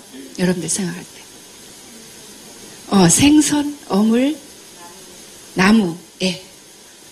일단은 전통시대에는 물건을 운반할 때, 개인이 이렇게 사람들이 어깨에 지거나 메고 다니기도 하지만, 무거운 것들은 메고 지고 다닐 수 있는데 한계가 있잖아요. 그렇기 때문에 수로를 이용해서 배를 타고서 서울로 가져와야 돼요. 그렇기 때문에 실제로 서울로 들어오는 곡물, 쌀이 제일 많아요. 그러니까 전라도나 경상도나 삼남지방에서 서울에 조세를 바치잖아요. 그러한 쌀들이 서해안이나 이런 바다를 통해서 또 한강을 건너서 어디로 다 집결이 되겠어요? 한강으로 다 들어오는 거예요. 그렇기 때문에 한강에는 일단 미국 시장이 형성이 크게 되는 거예요. 그리고 강원도나 저쪽 충청도 북쪽 이런 쪽에서 나무들 있잖아요. 큰 나무, 목재들. 그래서 뗏목을 지어서 한강을 통해서 목재가 이렇게 흘러 들어오기도 하고, 여러분이 알다시피 생선이나 이런 것들도 바다 생선도 들어오고, 그렇기 때문에 이 한강에는 전국에 쌀들이 많이 들어오기 때문에 정미업이 상당히 발달이 되어 있었어요. 네. 시간 얘기인가요? 예. 그래서 한강에는 이렇게 한강에도 시장이 발달되어 있었다는 것. 그리고 또한 송파장시나 누원점, 여러분들 송파 산대놀이 있죠. 그거 바로 송파 장시에서 상인들이 손님들을 끌어들이기 위해서 만드는 게 송파 산대놀이예요. 그리고 여기 누원점이라는 것은 조금 이따 그 지도를 보여주겠지만 저기 함경도의 함흥, 그 다음에 아까 말한 원산, 강원도, 그쪽 동북지방의 생선이나, 그 다음에 옷감이나 이런 것들이, 올 때, 도봉산 기슭에 있는 누원점인데, 여기가 양주인데, 여러분들 양주 별산대놀이 있죠? 그것도 바로 이 누원점이나 조금 이따 궁동 이러한 어떤 중간에 상거래 지점 있어요. 그런 곳에서 이렇게 발달하기 시작했다라는 이런 설이 있어요. 그러니까 시장을 무대로 이러한 산대놀이나 손님을 끌어들이기 위한 이벤트와 같은 성격이라고 할 수 있겠지만 이런 것들이 있어서 서울 주변에는 칠패 이연 시전 이외에도 이러한 시장들이 있었다라는 점을 여러분들이 알고 있으면 되겠어요. 자, 이거는 이제 서울의 경강 풍경인데 이건 용산 나루이고 이건 마포 나루인데 이 사진에 여러분들 주목을 좀 해주세요. 이게 지금 해방 이후에 마포 나루 새우젓 시장이라고 이렇게 지금 되어 있어요. 근데 사실은 우리가 제가 경강이라는 게 근대 이후에 철도가 발달하고 기차가 이제 놓이게 되면서 무거운 쌀이나 이런 것들이 기차로 수송이 되면서 경강은 전적으로 많이 퇴화했다고 이렇게 알고 있고 실제로도 그래요. 그러긴 했는데 1900 해방 직후까지도 여기 여러분들 보시면 상당히 새우젓 시장이 이렇게 열리고 있는 모습을 볼 수 있어요. 그래서 오늘날도 보니까 작년 같은 경우에도 이쪽 마포에서 새우젓 그런 시장을 열어가지고 이렇게 하는 거 뉴스에 나온 적이 있어서 제가 눈여겨본 적이 있어요. 자, 그리고 이제 보면은 여기에서 이제 조선 후기에 그 아까 이제 여기가 함흥인데 함경도이고 뭐 원산 안변 이쪽 강원도 지역에서 뭐 생선 마른 명태라든가 주로 이제 명태나 북어라든가 또는 뭐 그 이쪽에서 생산되는 삼배 뭐 그런 배 같은 것들이 이런 루트를 따라서 서울로 들어오는 거예요. 그런데 그 포천의 송우점에 중간 시장이 있어요. 중간에 형성된 도매시장과 같은 곳이 있어요. 포천의 송우점, 그 다음에 양주의 궁동점, 그 다음에 누원점, 우리 지금 얘기하는 이쪽에 지금 의정부시에 되면 호원동 쪽에 해당되는 누원점 등이 있어서 이러한 곳에다가 서울의 아까 7폐 이현시장 상인들이 중간에다가 저쪽에서 상인들이 짊어지고 오는 걸 다 자기네들이 중간에서 막 사가지고 다 도거리해서 이제 이렇게 물가를 조정하거나 뭐 이렇게 싸게 팔거나 뭐 이런 것들을 이렇게 한다라는 것을 이야기가 되고 있고 지도를 통해서 볼 때도 그러한 모습을 우리가 유추해 볼 수 있을 것 같아요. 자, 이렇게 해서 우리가 조선 전통시대 이제 시장을 이렇게 되는데 자, 여러분들 지금 여러분들이 살고 있는 지금 오늘날 우리의 경제 체제는 어떤 경제 체제라고 이렇게 이야기를 하죠? 자본주의 체제에 여러분 살고 계시잖아요. 그러면 지금 뭐 우리 그 현재 자본주의 시장 체제에 여러분들 발 담그고 살고 있어요. 그러면 우리가 역사상 처음으로 자본주의 시장 체제에 발을 들여놓은 때가 언제일까요? 네? 개항기. 바로 1876년에 강화도 조약 체결하면서 자본주의 세계체제라고 이렇게 얘기를 하거든요. 자본주의 세계시장 체제에 우리가 원하지 않았던 우리가 발을 들여놓게 되고 그러한 맥락이 오늘날까지 이어지고 있어요. 그런 점에서 시작한다면 우리가 근대의 출발점이라는 건 개항기는 굉장히 중요한 오늘의 바로 뿌리가 되는 출발점이 되는 어떤 시작점이라고 할 수 있어요. 그때 이제 개항을 하게 되면서 외국의 상인들, 외국의 상품들이 물밀듯이 밀려 들어오게 됩니다. 자, 우리나라에 제일 많이 들어온 외국 상인은 누구였겠어요? 어디였겠어요?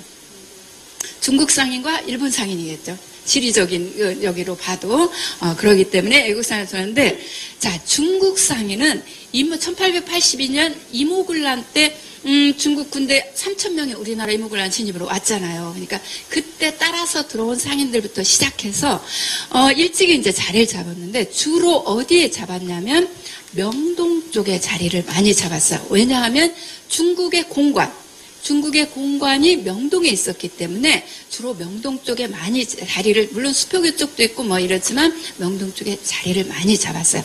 반면에 일본 상인들은 어디에 주로 자리를 잡으면 진고개, 오늘날 얘기하는 충무로 쪽에 자리를 잡았어요. 그런데 일본 상인들은 왜 충무로 쪽에 자리 잡았을까요?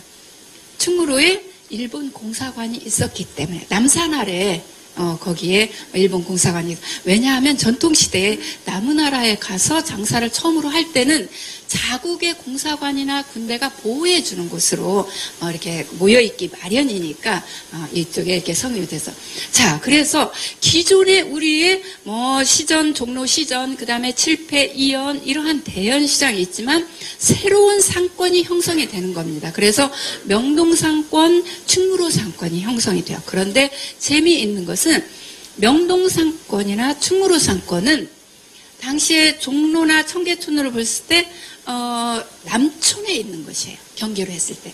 이전에 우리가 종로의 시전상인은 북촌에 있었고 전통시대에 우리 양반이나 양반 세도가들은 어느 쪽에 많이 살았어요? 북촌에 많이 살았죠. 경복궁과 창덕궁 사이 그쪽 북촌에 많이.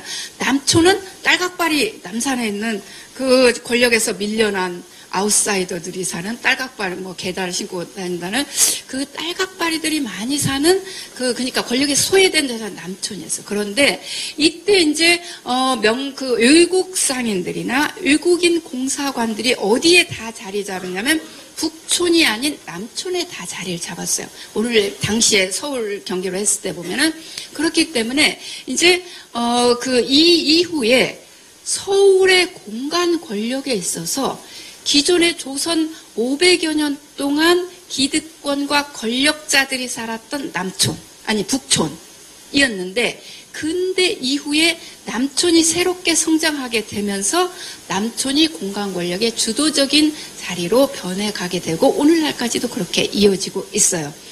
이제 뭐 그것은 오늘날 강남 강북하고 비슷해요. 강남 개발 초기에 그러다가 지금은 뭐 강남권으로 뭐 그러한 그 뭐 돈 권력 있는 자들이 강남 쪽으로 이렇게 몰려가듯이 그러한 공간 변화가 이때 근대에 일어나게 되었다라고 볼 수 있겠어요. 그리고 전통시장은 시전은 이제 특권을 다 상실하고 가보개혁 때 쇠락해가는 모습으로 종로 시전은 변하고 그 다음에 칠패 남대문 밖에 있던 칠패는 아까 얘기한 대로 성 안으로 들어와서 남대문로에 있었던 기존의 그 시전 상인들과 남대문 밖에 있었던 칠패 상인들이 함께 뭐 선해청 당시에 있었던 오늘날 남대문 시장 자리로 1897년에 이전을 하게 됩니다. 그래서 지금 남대문 시장은 1897년 선해청 안으로 옮겨진 그 시장으로부터 시작이 된다고 할 수 있어요. 그리고 물론 칠패 시장의 맥락을 이어서 남대문 시장으로 재편이 되고 그 다음에 배옥의 시장이라고 하는 이현 시장은 1905년에 지금 광장시장이죠. 동대문 시장으로 다시 재편이 되면서 칠패와 이현시장이 남대문, 동대문 시장으로 다시 재탄생하게 되는 게 1897년, 1905년이라고 여러분들이 기억하면 되겠고요. 그 다음에 이제 우리가 그 자주 독립국가를 부국강병을 이루지 못하고 자주 독립국가를 이루지 못함으로써 결국 일제 식민지로 들어가게 되는데 일제 식민지로 들어간 다음에는 서울의 시장, 전국의 일제가 식민지 시장체제로 재편을 하면서 이때 시장체제로서 기존의 시장을 숫자로 표현을 합니다. 그래서 1호 시장, 2호 시장, 3호 시장 이런 식으로 재편해요. 그래서 전통적인 조선의 시장은 그야말로 상거래 질서, 무질서하고 옛날 그 봉건적 그들이 비판할 때 봉건적인 상거래 악습이 뭐 판을 치는 그러한 전통 시장은 1호 시장으로 다 이렇게 이제 범주하고 그 다음에 일본에서 만든 새로운 시장, 신식 시장이 있어요. 여러분들 혹시 기억하세요? 일본에서 이때 일제 시기에 만들었던 시장 이름 공설시장, 그죠? 그래서 뭐 종로 공설시장, 뭐 영등포 공설시장 이게 해방 이후까지도 뭐 저도 어려서 들어본 것 같아요.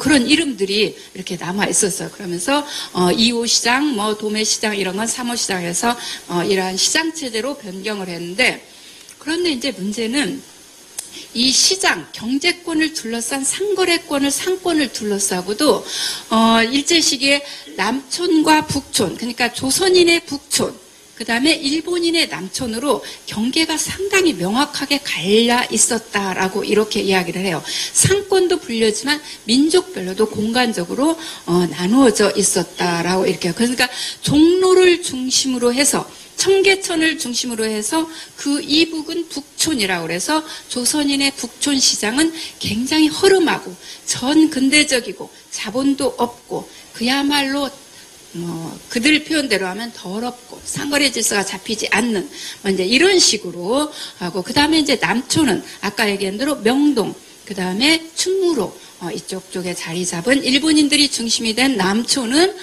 휘황찬란한 화려한 일본인 상권이 주로 형성이 되어 있었어요. 그런 식으로 이렇게 상권이 형성이 되어 있었어요.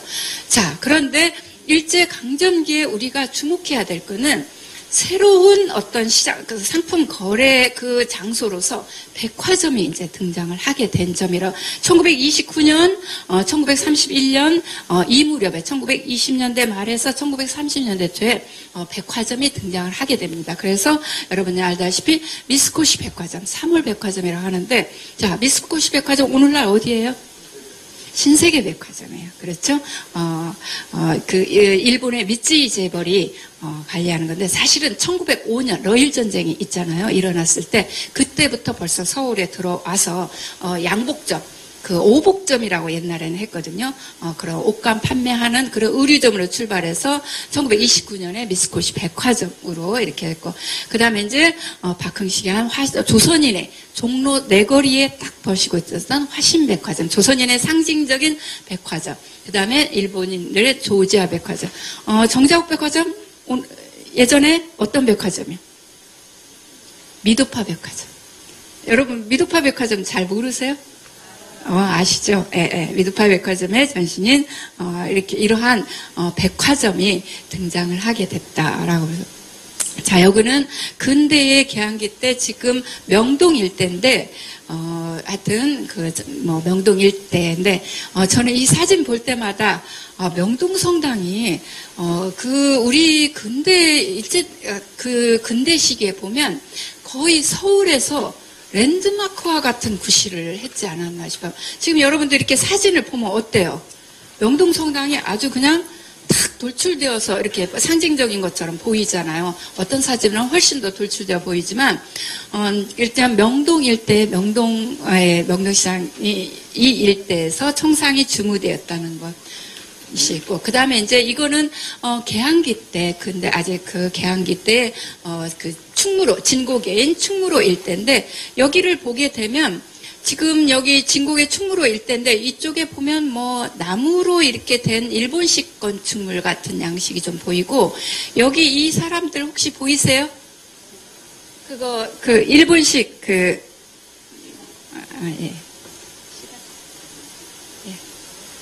일본식 옷이 보이고 있고, 조선인도 가고, 이런 모습에서 진국에 일본인들이 많이 있었다라는 점을 여러분들이 볼 수 있어요. 이거는 정동 일대. 정동은 주로 미국 공사관, 영국 공사관, 러시아 공사관, 서구인의 공사관, 외교관들이 많이 들어서면서 외국인들, 서구인들이 많이 들어왔던 곳이라고 할 수 있어요. 여기 보면은 일제강점기 때 여러분들 보면은 상가를 보면은 남촌은 불교익대나 앞으로 나아가는 새가 역력한데 북촌 종로 내마루에서 보면은 활기도 없고 저물어가는 저가닥거리다 이제 이런 식의 이야기를 많이 하면서 북촌의 화신백화점 우리의 시장을 이용하자 이런 얘기들이 많이 나오고 있어요. 자, 이곳은 이 건물을 보니까 어디 같아요? 일제시대 신세계백화점이죠. 미스코시 백화점 3월이라고 여기 써 있어요. 여기 3월 백화점이 미스코시 백화점인데 지금도 신세계백화점 여기 이 형태를 그대로 본점은 유지하고 있어요. 지금도 신세계백화점인데 이 옥상에 가면 이런 카페 같은 게 있었어요. 그래서 여기에 문학을 하는 사람들이나 당시에 지식인들이 모여들어서 이런 카페를 애용했다고 하는데 이 미스코시 백화점은 조선에서 제일 일본인 자본이니까 가장 큰 백화점이 돼서 사실은 조선인들에게는 정말 한번 구경 가고 싶은 동경의 대상 계속 비판을 하면서도 한번 가보고 싶다는 그러한 동경의 대상인데 여러분들 이 미스코시 백화점 하면 이상이 쓴 날개 소설이 있죠. 그 소설에도 이 마지막 무대가 바로 미스코시 백화점이에요. 그래서 여기 보면은 날개를 보면 어디가 몇 시간 후에 보니까 미스코시 옥상에 있었다는 것. 그래서 날개야 날자. 예, 그렇게 했다는 이런 이야기가 있습니다. 이거는 화신백화점 옛날 사진이고요. 예. 해방 후에 하여튼 서울시장이 폭증 인구 증가와 경제 성장하면서 이렇게 했다는 거. 슈퍼마켓 등장 1960년대에 그리고 80년 이후에 우리가 유통시장 96년에 개방하면서 편의점, 대형 할인마트점 그런데 세계 제일의 유통시장인 월마트하고 2위인 프랑스의 까르푸 시장이 한국에서 결국은 재미를 보지 못하고 계속 하면서 물러났다는 점이에요. 그 점을 보면 우리의 자립형의 한국형 할인점이 굉장히 선전을 했다라고 볼 수 있는데, 예. 그리고 오늘날에는 TV 홈쇼핑, 인터넷 쇼핑 이런 시대로 현대까지는 접어들었다라고 할 수 있어요.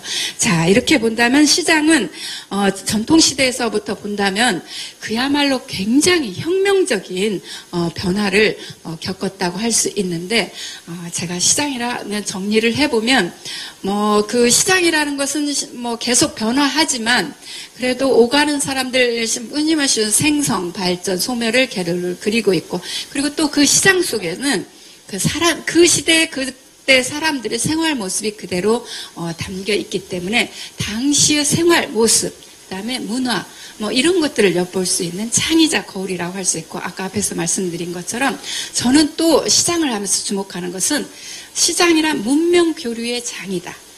이렇게 생각을 합니다. 그래서 이렇게 이것으로 제가 강의는 마치도록 하고 열심히 들어준 청중 여러분께 감사드립니다. 고맙습니다.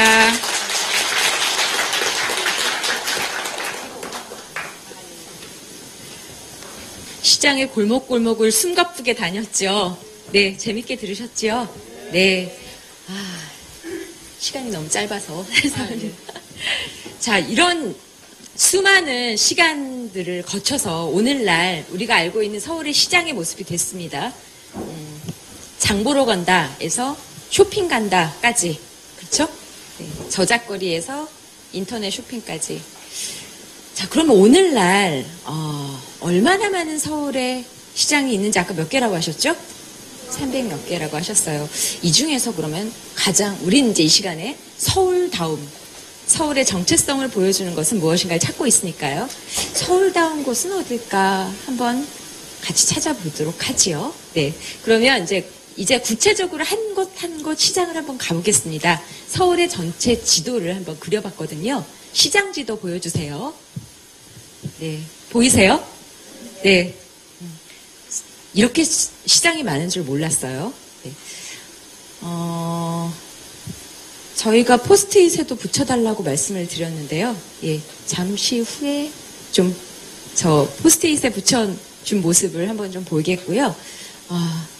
여기서 눈에 띄는 게 광장시장, 남대문시장 보이세요? 위치가?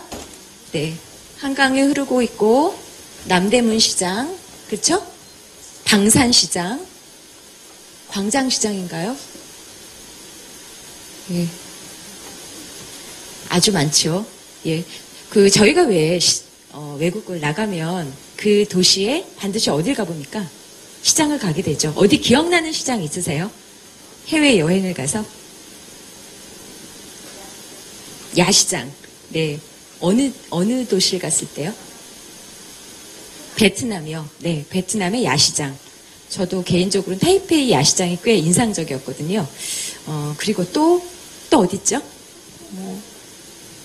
바자르라는 곳이 있지요. 예, 바자르. 이슬람 문화권에 가면 바자르라는 곳이 있고요. 그럼 우리의 가장 서울다운 시장은 어딜까? 함께 찾아보겠습니다. 의견 한번, 선생님은 생각하실 때, 선생님이 생각하시는, 선생님 자리에 앉아주시고요. 일단, 서울다운 시장이라고 한다면, 기본적으로는 유구한 역사와 어떤 시장의 역사와 그 전통을 간직한 남대문 시장, 광장 시장은 빼놓을 수가 없는 시장이고요. 그리고 그 이후에 생긴 여러분 동대문 종합시장 같은 곳도 괜찮고 그다음에 여러분들 혹시 종로 신진시장이라고 들어보셨나요? 네, 그 종로 신진시장도 해방 위에 생긴 시장인데 아주 흥미로워요. 지금도 여러분들 가보시면 골목을 지나다 보면 그 대장간처럼 옛날처럼 이렇게 쇠를 두드려서 그 칼을 만들거나 송곳을 만들거나 아니면 요즘 제빵기구 같은 거 있잖아요. 길거리에서 빵 같은 거 그러한 그런 것들을 만들어서 파는 그러한 것들이 대장간 모습과 같은 것들도 있고 그다음에 이제 조금 더 지나가면 먹거리도 굉장히 풍부해요. 신진시장 하면 여러분 혹시 기억하실지 모르지만 생선구이 닭 한 마리. 저 거기 닭 한 마리 집에 한번 갔는데요. 줄을 서서 기다렸다가 먹고 그다음에 관광객들도 일본이나 중국 관광객들 굉장히 많이 오고 또 그쪽에 등산복도 굉장히 유명한데 그게 이유가 있어요. 그러니까 우리가 71년 그 무렵에 동대문 종합시장 옆에 여러분들 고속터미널 있었던 거 기억하세요? 아시는 분은 계실 거예요. 그러니까 고속터미널이 있었을 때 그 고속터미널을 거쳐서 야외의 산으로 놀러 가는 이제 사람들이 신진시장에 거쳐서 등산모자 하나 쓰고 뭐 이런 스틱 운동 하나 사시고 등산복 뭐 이런 거 하면서 그 신진시장이 등산복 전문 시장으로서 한참 굉장히 맹위를 떨쳤어요. 그래서 지금도 그런 맥락이 있고 지금도 가면 뭐 밀리터리 룩이라든가 뭐 이런 것들도 굉장히 정겨운 전통시장이었던 모습을 볼 수 있는 것 중에 하나이고 또 방산시장 같은 경우에도 어떤 특화된 그러니까 어떤 벽지라든가 아니면 뭐 제과 제빵기구 같은 것들도 좀 볼 수 있고 뭐 그런 점에서 재미있는 시장이 될 것 같아요. 뭐 수없이 많기 때문에 예. 네. 그러면 예전에는 꽤 유명했는데 세월의 변화를 겪으면서 지금은 좀 없어진 시장도 있나요? 예를 들면 이제 대표적으로 종로 시전 같은 경우에도 뭐 네. 조선시대에 우리 개항기 그 근대까지도 최고의 자본과 최고의 시장이었잖아요. 그런데 이제 우리가 세월 속에서 그렇게 사라져 갔고 또 종로 야시장 같은 경우에도 그 일제시나 해방 이후까지 상당히 성행했었거든요. 근데 지금은 뭐 거의 사라져간 경우라고 이렇게 볼 수 있을 것 같습니다. 자, 그러면 네. 그 시민들께서 시장 대표 서울에 제가 여쭤봤어요. 만일 손님이 온다면 외국에서 오시든 지방에서 오시든 시장을 좀 모시고 가고 싶은데 모시고 간다면 어디로 갈까? 아니면 관광객에게 추천을 해드린다면 어느 지역, 어느 시장을 가보라고 하겠느냐? 서울의 관광객에게 추천하고 싶은 서울의 대표시장은 여기다. 자, 스티커를 붙여주셨는데요. 제일 많이 붙여주신 곳이 광장시장입니다. 광장시장. 광장시장에 가면 뭐가 있길래 그렇죠? 빈대떡? 김밥? 네. 네. 가장 많이 붙여주셨어요. 네. 그 다음에, 방산시장에도 있고요. 평화시장, 동대문시장, 그리고, 서울의 양령시장이 또 있죠. 특산 시장으로 한약재를 파는 양령시장. 그 다음에 마장의 축산물시장. 이쪽에는 축산물 시장들이 많습니다. 예, 여기도 있고요. 우림 골목시장에도 그 다음에 도깨비 시장도 있어요. 방학동의 도깨비 시장. 네. 그 외에 내가 추천하고 싶은 시장은 여기 없다. 이런 분도 계셨거든요. 한번 볼게요. 통인시장. 통인시장이 여기 없었나요? 여기 있었죠. 예, 통인시장도 있습니다. 그 다음에 왜 그런지 그 이유를 밝혀주셨는데요. 제가 조금 읽어볼게요.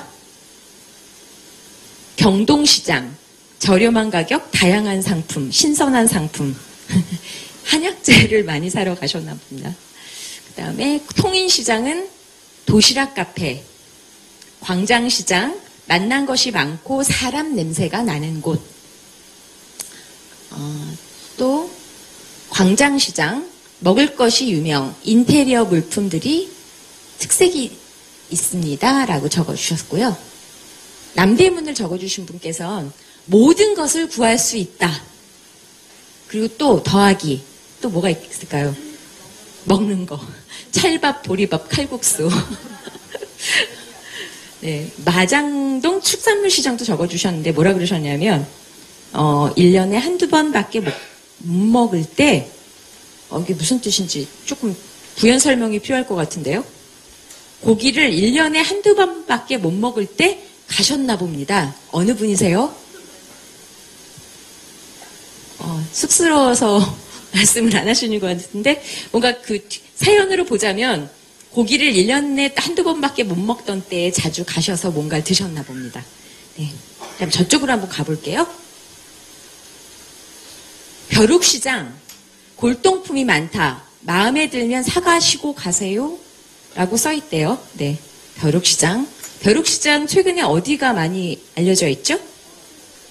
동묘 벼룩시장. 우리가 알고 있는 황학동 벼룩시장. 우리 이런 것들이 있죠. 그 다음에 중부시장.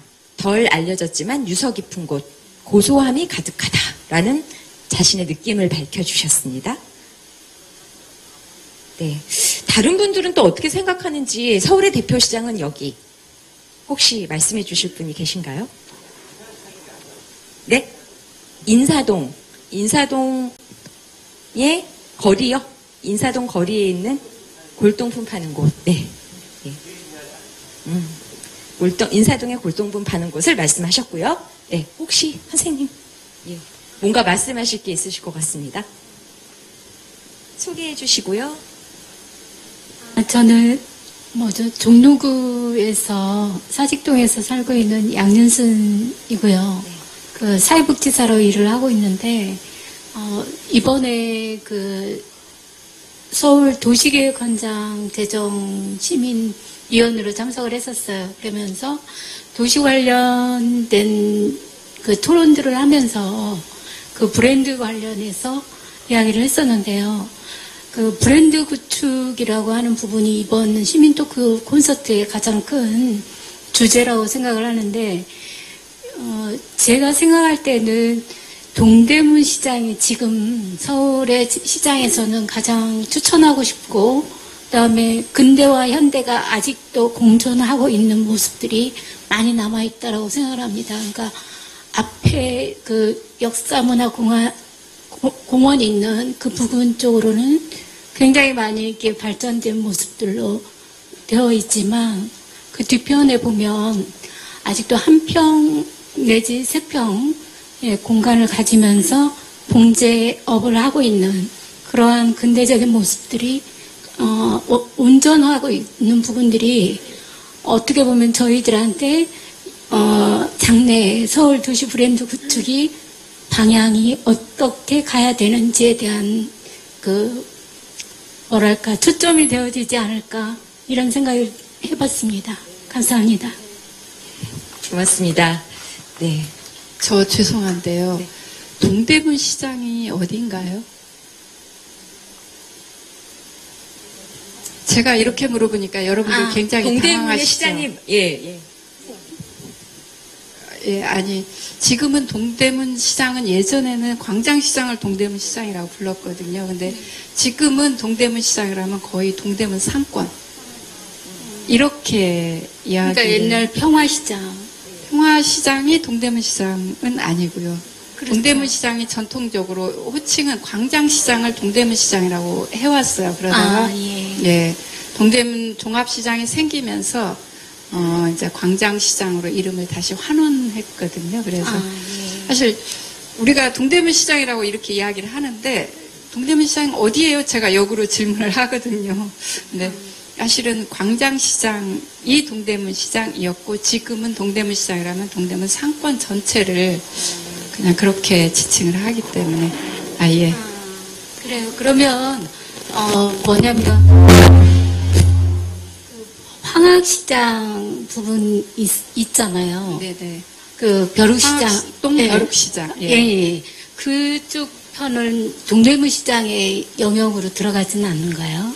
그거는 지금 동대문 시장의 영역은 어디까지 볼 것인가는 좀 생각을 해봐야 되겠지만 네네. 청계천변에 지금 있는 곳이기 때문에 네. 동대문 뭐 크게 본다면 상권으로 뭐 넣을 수는 있겠지요. 예. 네. 알겠습니다. 감사합니다.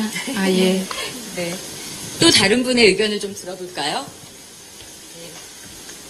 선생님은 어디라고 생각하세요? 네, 저는 수산물을 좋아해서 예전에 뭐 요즘도 유명하지만 노량진 수산시장, 가락시장, 예. 그리고 한때 한참 유명했던 그 터미널 꽃시장, 양재 꽃시장 뭐 이런 시장들이 기억이 납니다. 아, 네. 저마다 생각하고 계신 곳이 다를 거예요. 네. 선생님은 어디라고 생각하세요? 네. 소개를 잠깐만 해주시고요. 네. 안녕하세요. 저는 영등포에 살고 있고요. 지금 공연을 하고 있는 김일석이라고 합니다. 근데 저는 좀 대답하려는 게 시장을 평소에 별로 전통시장을 거의 안 다녀서 말씀드리기가 좀 곤란한데 저는 개인적으로는 이제 인사동을 굉장히 좋아하고요. 그래서 인사동 돌아다니면서 이제 우리나라 그 물건들을 좀 많이 전시해 놓은 것도 굉장히 좋은 것 같고 외국 사람들도 많이 돌아다니고 그 다음에 공연도 가끔씩 자주 이제 일어나서 그 거리가 굉장히 좋은 시장이라고 생각합니다. 고맙습니다. 그러고 보면 시장은 꼭 요즘 말하는 신상만 파는 곳이 아니네요. 그렇죠? 예, 누군가가 쓰던 물건, 누군가가 이젠 필요 없어라고 하는 물건에 사실은 새로운 가치를 불어넣는 공간이기도 합니다. 네. 선생님도 시장에 대해서 좀, 서울의 대표 시장, 어디를 말씀하시겠어요? 저는 화학동 중앙시장을 서울의 대표적인 시장이라고 아주 자신 있게 말씀드릴 수 있어요. 아, 네. 왜냐하면 이제 어릴 때 저의 추억이 아주 많이 있는 곳인데요. 화학동 중앙시장은 아까 저 선생님이 동대문권 얘기하셨는데 거기하고는 좀 관계가 떨어져 있는데요. 여기는 정확한 위치는 지하철 2호선 친당역에 붙어 있습니다. 그 시장은 우리 어릴 때는 저 쌀을 사다 먹었어요. 아까 교수님이 저 남자들이 시장 보러 간다 그랬는데 우리는 할아버지, 또 우리 저 삼촌이 셋이 가서 이제 자루에다 짊어지고 이제 좀 먼 거리까지 왕십리 지역에 살았으니까 갔어요. 그런데 그 쌀 힘들지만은 시장 가는 게 너무 좋았어요. 왜냐면 할아버지가 떡을 사주셔가지고 그래서 이제 떡 먹는 얼마나 맛있었는지 그 떡하고 얽힌 게 이제 또 설날 명절 때는 흰 쌀을 이제 물에 담궜다가 이제 어머니가 나무 함지박에 넣어가지고 방앗간 가서 이제 떡을 하는데 그래서 이제 거기서도 또 떡방앗간 생각이 나고 그런데 이제 우리가 그 당시에 먹을 게 이제 떡밖에 없었나 봐요. 그래서 옛날에 뭐 떡 하나 주면 안 잡아 먹지 뭐 미운 놈 떡 하나 더 준다 뭐 떡 줄 사람 생각도 안 이런 떡 얘기가 많이 나오는데 그래서 떡하고 얽힌 얘기. 거기 중앙시장은 그 미국상이 유명해요. 그래서 요즘은 미국상이 많이 적어졌는데 대신 종류는 엄청나게 많아졌어요. 옛날에는 쌀 보리밖에 없었는데 이제는 그 곡식 종류도 뭐 칼라별로 나오고 뭐 생산지도 미국, 중국, 호주도 있더라고요. 네. 그래서 저는 이 중앙시장을 황학동 중앙시장이라고 얘기하고 싶다. 아, 또 한 가지 빠졌네요. 예, 또.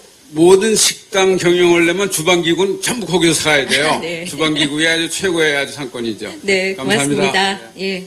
선생님 말씀하시니까 저도 시장 가서 떡 먹던 생각 나네요. 예. 떡은 안 좋아해요. 네, 서울의 시장 이야기 나누고 있습니다. 서울의 대표 시장은 어딜까? 각자 꼭 특별히 막 가보진 않았어도 서울의 대표 시장 하면 여기지라고 하고 말씀하실 곳이 계실 것 같은데요. 지금 저희는 함께 이게 시민들의 이야기를 듣고 있습니다. 지금 나눠드린 게 뭔지 아시죠? 예, 말풍선 도와준데요. 서울의 대표 시장은 어딜까요? 한번 적어봐 주시겠어요? 네.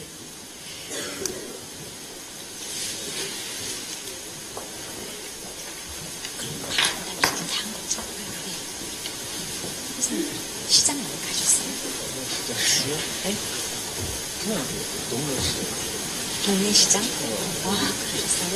네. 선생님 잠깐 여쭤봐도 돼요? 마이크. 네. 여기에 저희가 한 분이 와 계신데요. 외국 분이세요. 예. 어떻게 서울 이야기를 오셨는지 궁금해서 여쭤봐도 될까요? 예. 선생님 소개를 좀 해주세요. 네. 안녕하세요. 내가 미국에서 오는 샘 카운티라고 합니다. 네, 반갑습니다. 예, 네. 서울에서 유명하는 시장도 많은데, 내 입장대에서는 네. 동네 시장. 동네에 있는 시장? 제일 중요하고, 네. 제일 재밌어요. 재밌어요? 네네. 재밌는 거 하나만 얘기해 주세요. 옛날에 기름동에서 살아서, 예. 그때는 기름동 시장에 많이 다니면서요. 그러셨어요. 예. 네, 거기서 큰 시장 아니라 중요하고 거기서 일상생활 이해하면 되는데요. 네, 그러니 가져왔어요. 예, 예. 큰 시장이 아니고 사람 냄새가 나는 곳, 예, 일상이 담겨있는 풍경이 좋다고 하셨어요. 네, 그쵸. 시장은 꼭 물건만 사러 가진 않죠. 예, 예전엔 시장을 장터라고 했잖아요. 예, 삶의 터전인 거죠. 선생님 어디라고 쓰셨어요? 서울의 대표시장?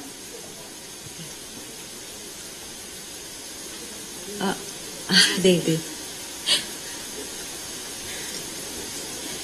서울이 반드시 어떤 물품을 사러 가진 않을 것 같아요. 예전 같은 경우 어떻게 했죠? 모여서 시집간 딸은 어떻게 사나 딸과 엄마가 만나서 얘기를 하기도 했고요. 네. 그리고 옛날에 가면 반드시 뭐가 있었죠? 공연이 있었죠. 예. 예. 송파 산대놀이 같은 경우에 송파 장시에서 생긴 공연이라고 합니다. 이렇게 보면 사실은 서울은 시장이란 곳은 문화 공간이죠. 문화 공간. 네. 서울의 대표시장.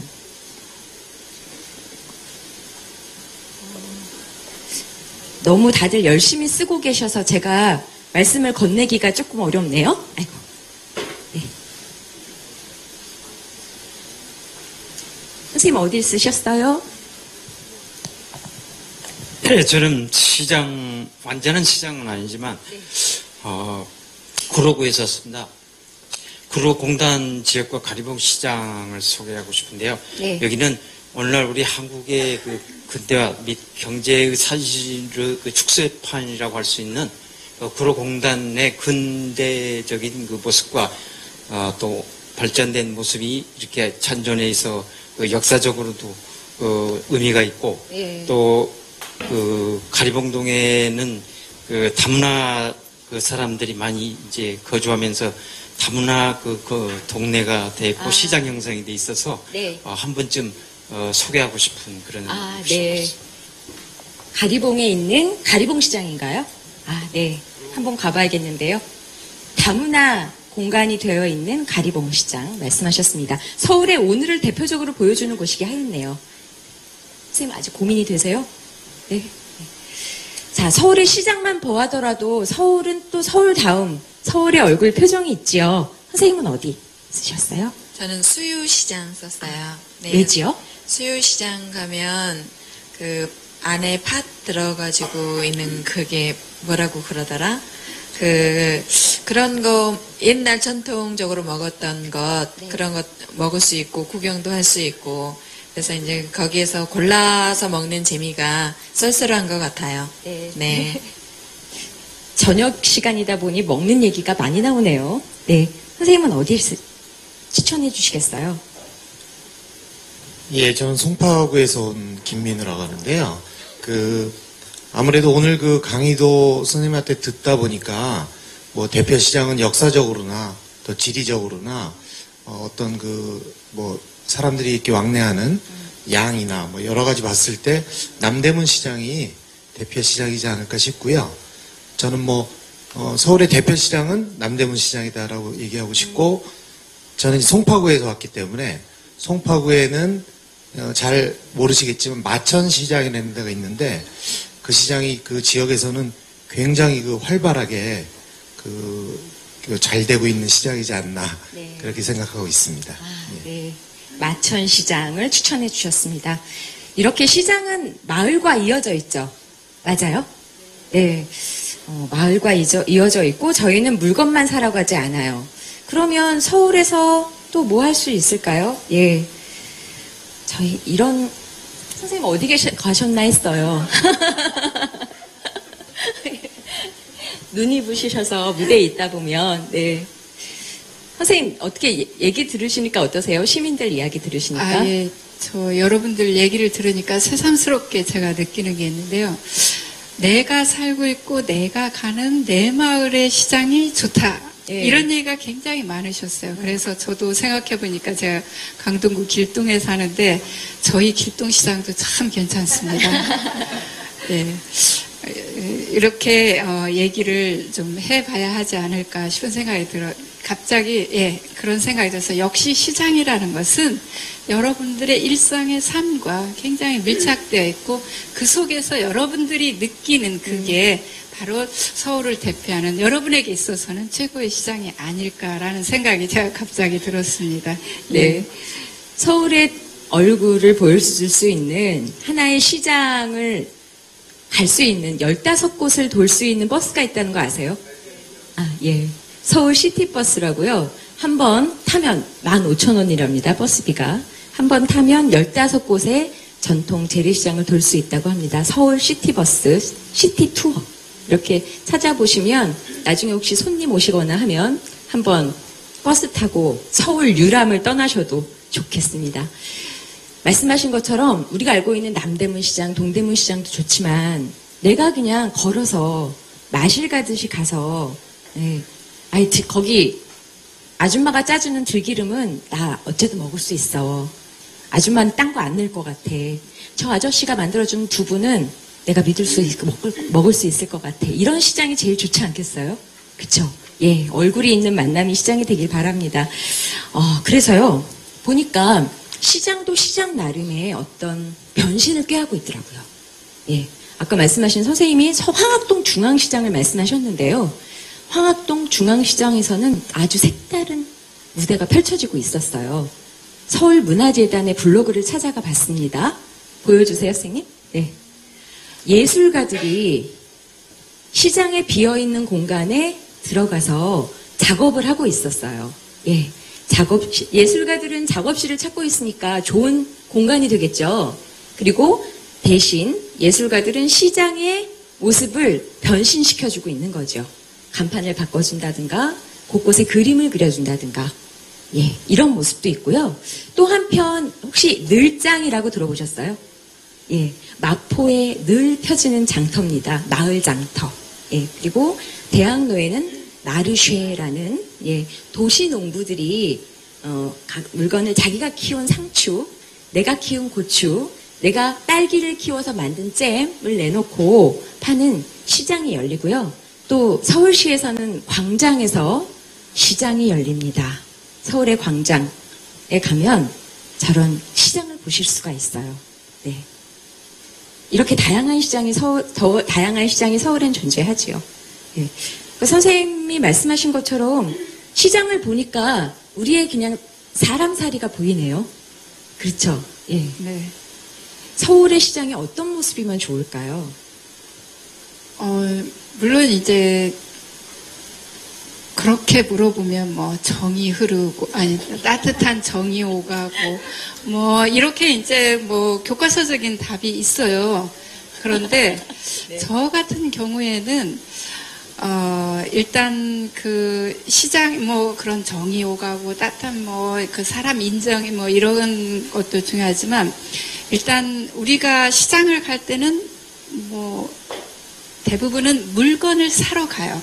옛날처럼 아까 얘기한 대로 옆 동네로 이사간 딸의 소식을 듣고 나라에서 일어난 어떤 그런 소식을 듣거나 지금은 뭐 핸드폰이니 인터넷이 너무 발달했기 때문에 시장을 통해서 소식을 교환하나 뭐 이러한 것은 아니고 대부분 물품을 사러 가는데 이제 그럴 경우에 그 보통 물건에 대한 믿음, 신용이 있으면 그 물건을 신용이 생기면 조금 비싸더라도 사게 되고 다음에 또 그 시장을 찾게 된다고 생각을 해요. 그렇기 때문에 저 같은 경우에는 시장을 가면 물론 서로 이제 이렇게 단골이 되고 그러면 더 좋겠지만 일단은 상품에 대한 믿음과 확신을 줄 수 있는 신용이 전제가 되고 또 이제 그렇게 하기 위해서는 예를 들면 뭐 생산자의 주소, 사진, 뭐 그 생산 공정 같은 거를 소개한다거나 뭐 이제 이렇게 해서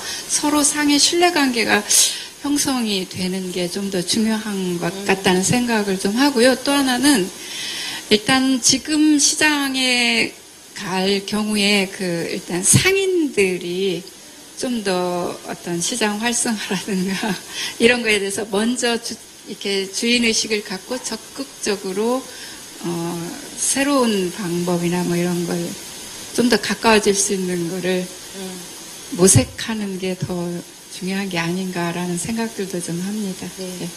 그러면 선생님들 생각에는 아까 정이 흐르는 이런 교과서적인 답안을 말씀하셨는데 그러면 서울의 시장에 우리가 뭘 좀 갖다 놓으면 좋을까요? 뭘 좀 보고 싶으세요?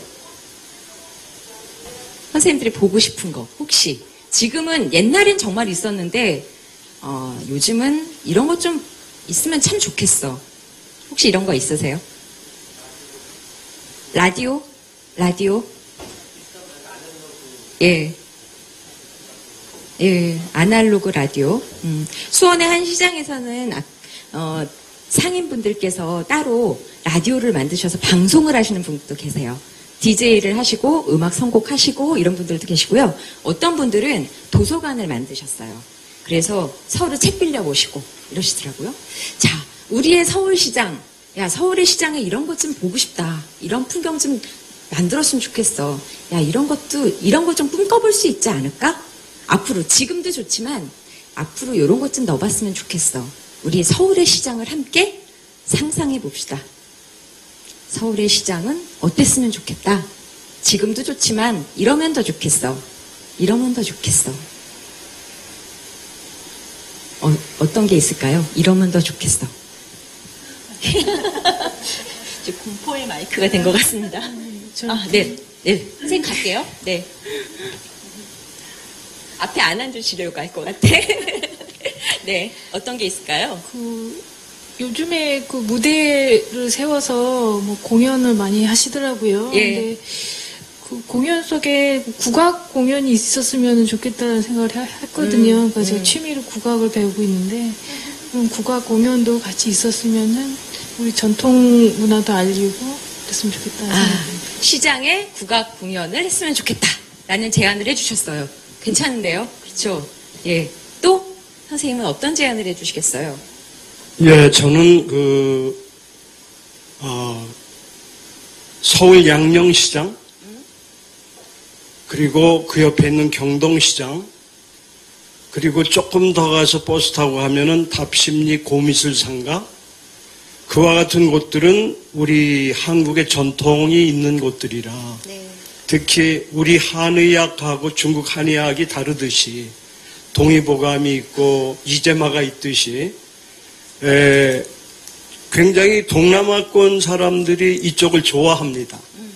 그리고 경동시장에 가면은 식품, 과일, 야채, 생선 아주 산더미처럼 물건을 놓고 파는데, 특히 그리고 저쪽 답심리 고미술상가 가면은 상가가 140군데가 있어요. 고미술을 파는 쪽이. 그래서 우리 서울시에서 이런 쪽을 좀 더 홍보를 해서 우리 서울 시민뿐만 아니고 외국인들에게 우리 한국적인 걸 좀 알려줄 수 있는, 물론 광장시장에 가고 또 통인시장에 가면은 도시락도 있고 빈대떡도 있지만 어떤 우리 문화와 같이 있는 이런 쪽을 좀 추천하고 싶은 생각이 듭니다. 우리의 전통 문화가 있는 곳을 적극적으로 좀 알렸으면 좋겠다라는 말씀이셨어요. 오늘 오신 분 중에 가장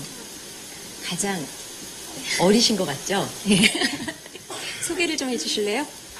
저는 서울에 살고 있진 않지만 서울에서 대학을 다니고 있는 학생입니다. 네. 서울의 시장 혹시 가보신 데 있으세요? 네, 동대문 시장이나 남대문 시장 이런 데 가봤고요. 근데 이렇게 유명한 데만 가보고, 네, 구체적으로 지역마다 있는 그런 시장은 아직 가보질 못했어요. 서울의 시장에서 이런 것 좀 있으면 어떨까? 어떤 걸 하나 좀 얘기해 주실래요?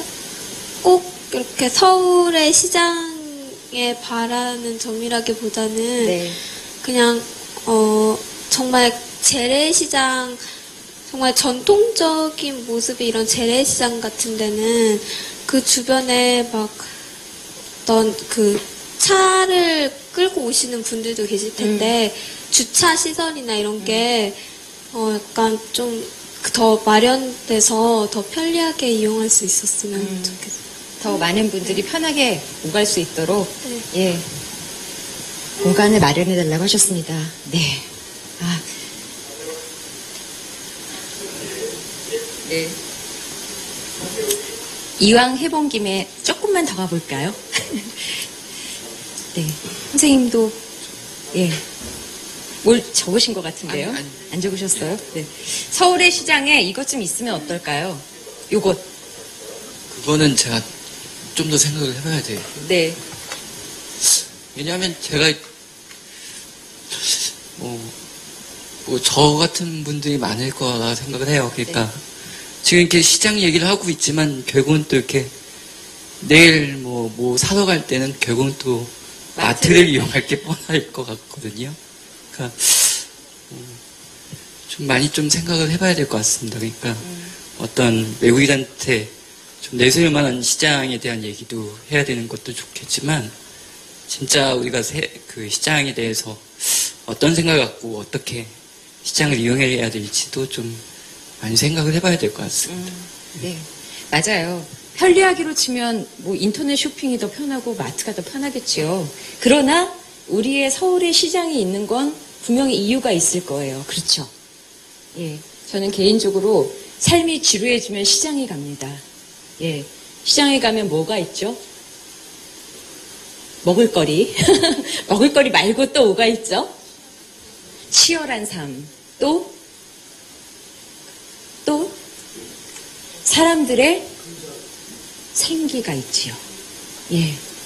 그 생기만큼 더 나를 더 즐겁게 해주는 게 없지요. 예. 그건 돈을 주고도 못 삽니다. 네. 선생님, 시장이 아까 말씀하신 것처럼 마트가 있지만 꼭 시장이 있어야 되는 이유가 있겠죠? 오늘 마무리 말씀으로 좀 부탁드립니다. 예, 부담스럽습니다. 그런데 사실 선생님들이 얘기한 것처럼 우리 일상은 마트라든가 뭐 가까운 편의점이라든가 이런 거하고 굉장히 직결이 되어 있고 시장과는 약간의 이렇게 익숙하면서도 좀 현실적으로는 아까 쌤이 얘기하신 대로 거리가 있습니다. 근데 우리의 21세기 우리들의 삶은 너무 바쁘고 또 복잡하고 이렇게 다단한 거에 비해서 사실 우리가 전통시장이라고 하는 전통시장에 가면 조금 더 지금 마트나 이런 것보다는 조금 더 느리고 조금 더 사람 사는 냄새가 나고 아까 얘기한 대로 사람들과 부딪히고 조금 더 느림 그리고 조금 더 여유로운 뭔가 조금 더 꼭 그런 건 아니지만 따뜻함 같은 어떤 고향 같은 그런 느낌이 저는 사실 좀 들어요. 그래서 너무 바쁘고 제가 심신이 지치고 할 때 사실 저는 가까운 제 연구실에 있는 이제 암사종합시장에서 그래서 그런 시장에 가끔 이렇게 들려서 좀 둘러보고 같이 호흡을 하면서 좀 제가 좀 느슨해지는 그런 기분을 좀 느끼기도 하거든요. 그래서 물건을 사고 이러는 것도 좋지만 조금 우리의 전통적인 것, 따뜻함, 뭐 느림, 뭐 여유 이런 것들을 가질 수 있는 공간이 그리고 우리의 삶을 돌아볼 수 있는 공간과 시간을 한 번쯤 제공해 주는 게 시장이 아닐까라는 생각을 합니다. 예, 감사합니다. 예. 말씀하신 것처럼 국제 교류의 장이기도 하고 그렇죠? 우리 일상생활에 가장 가까이 있는 시장입니다. 지금까지 오늘 서울의 시장의 이야기를 들려주신 박은숙 박사님께 박수 한번 부탁드립니다.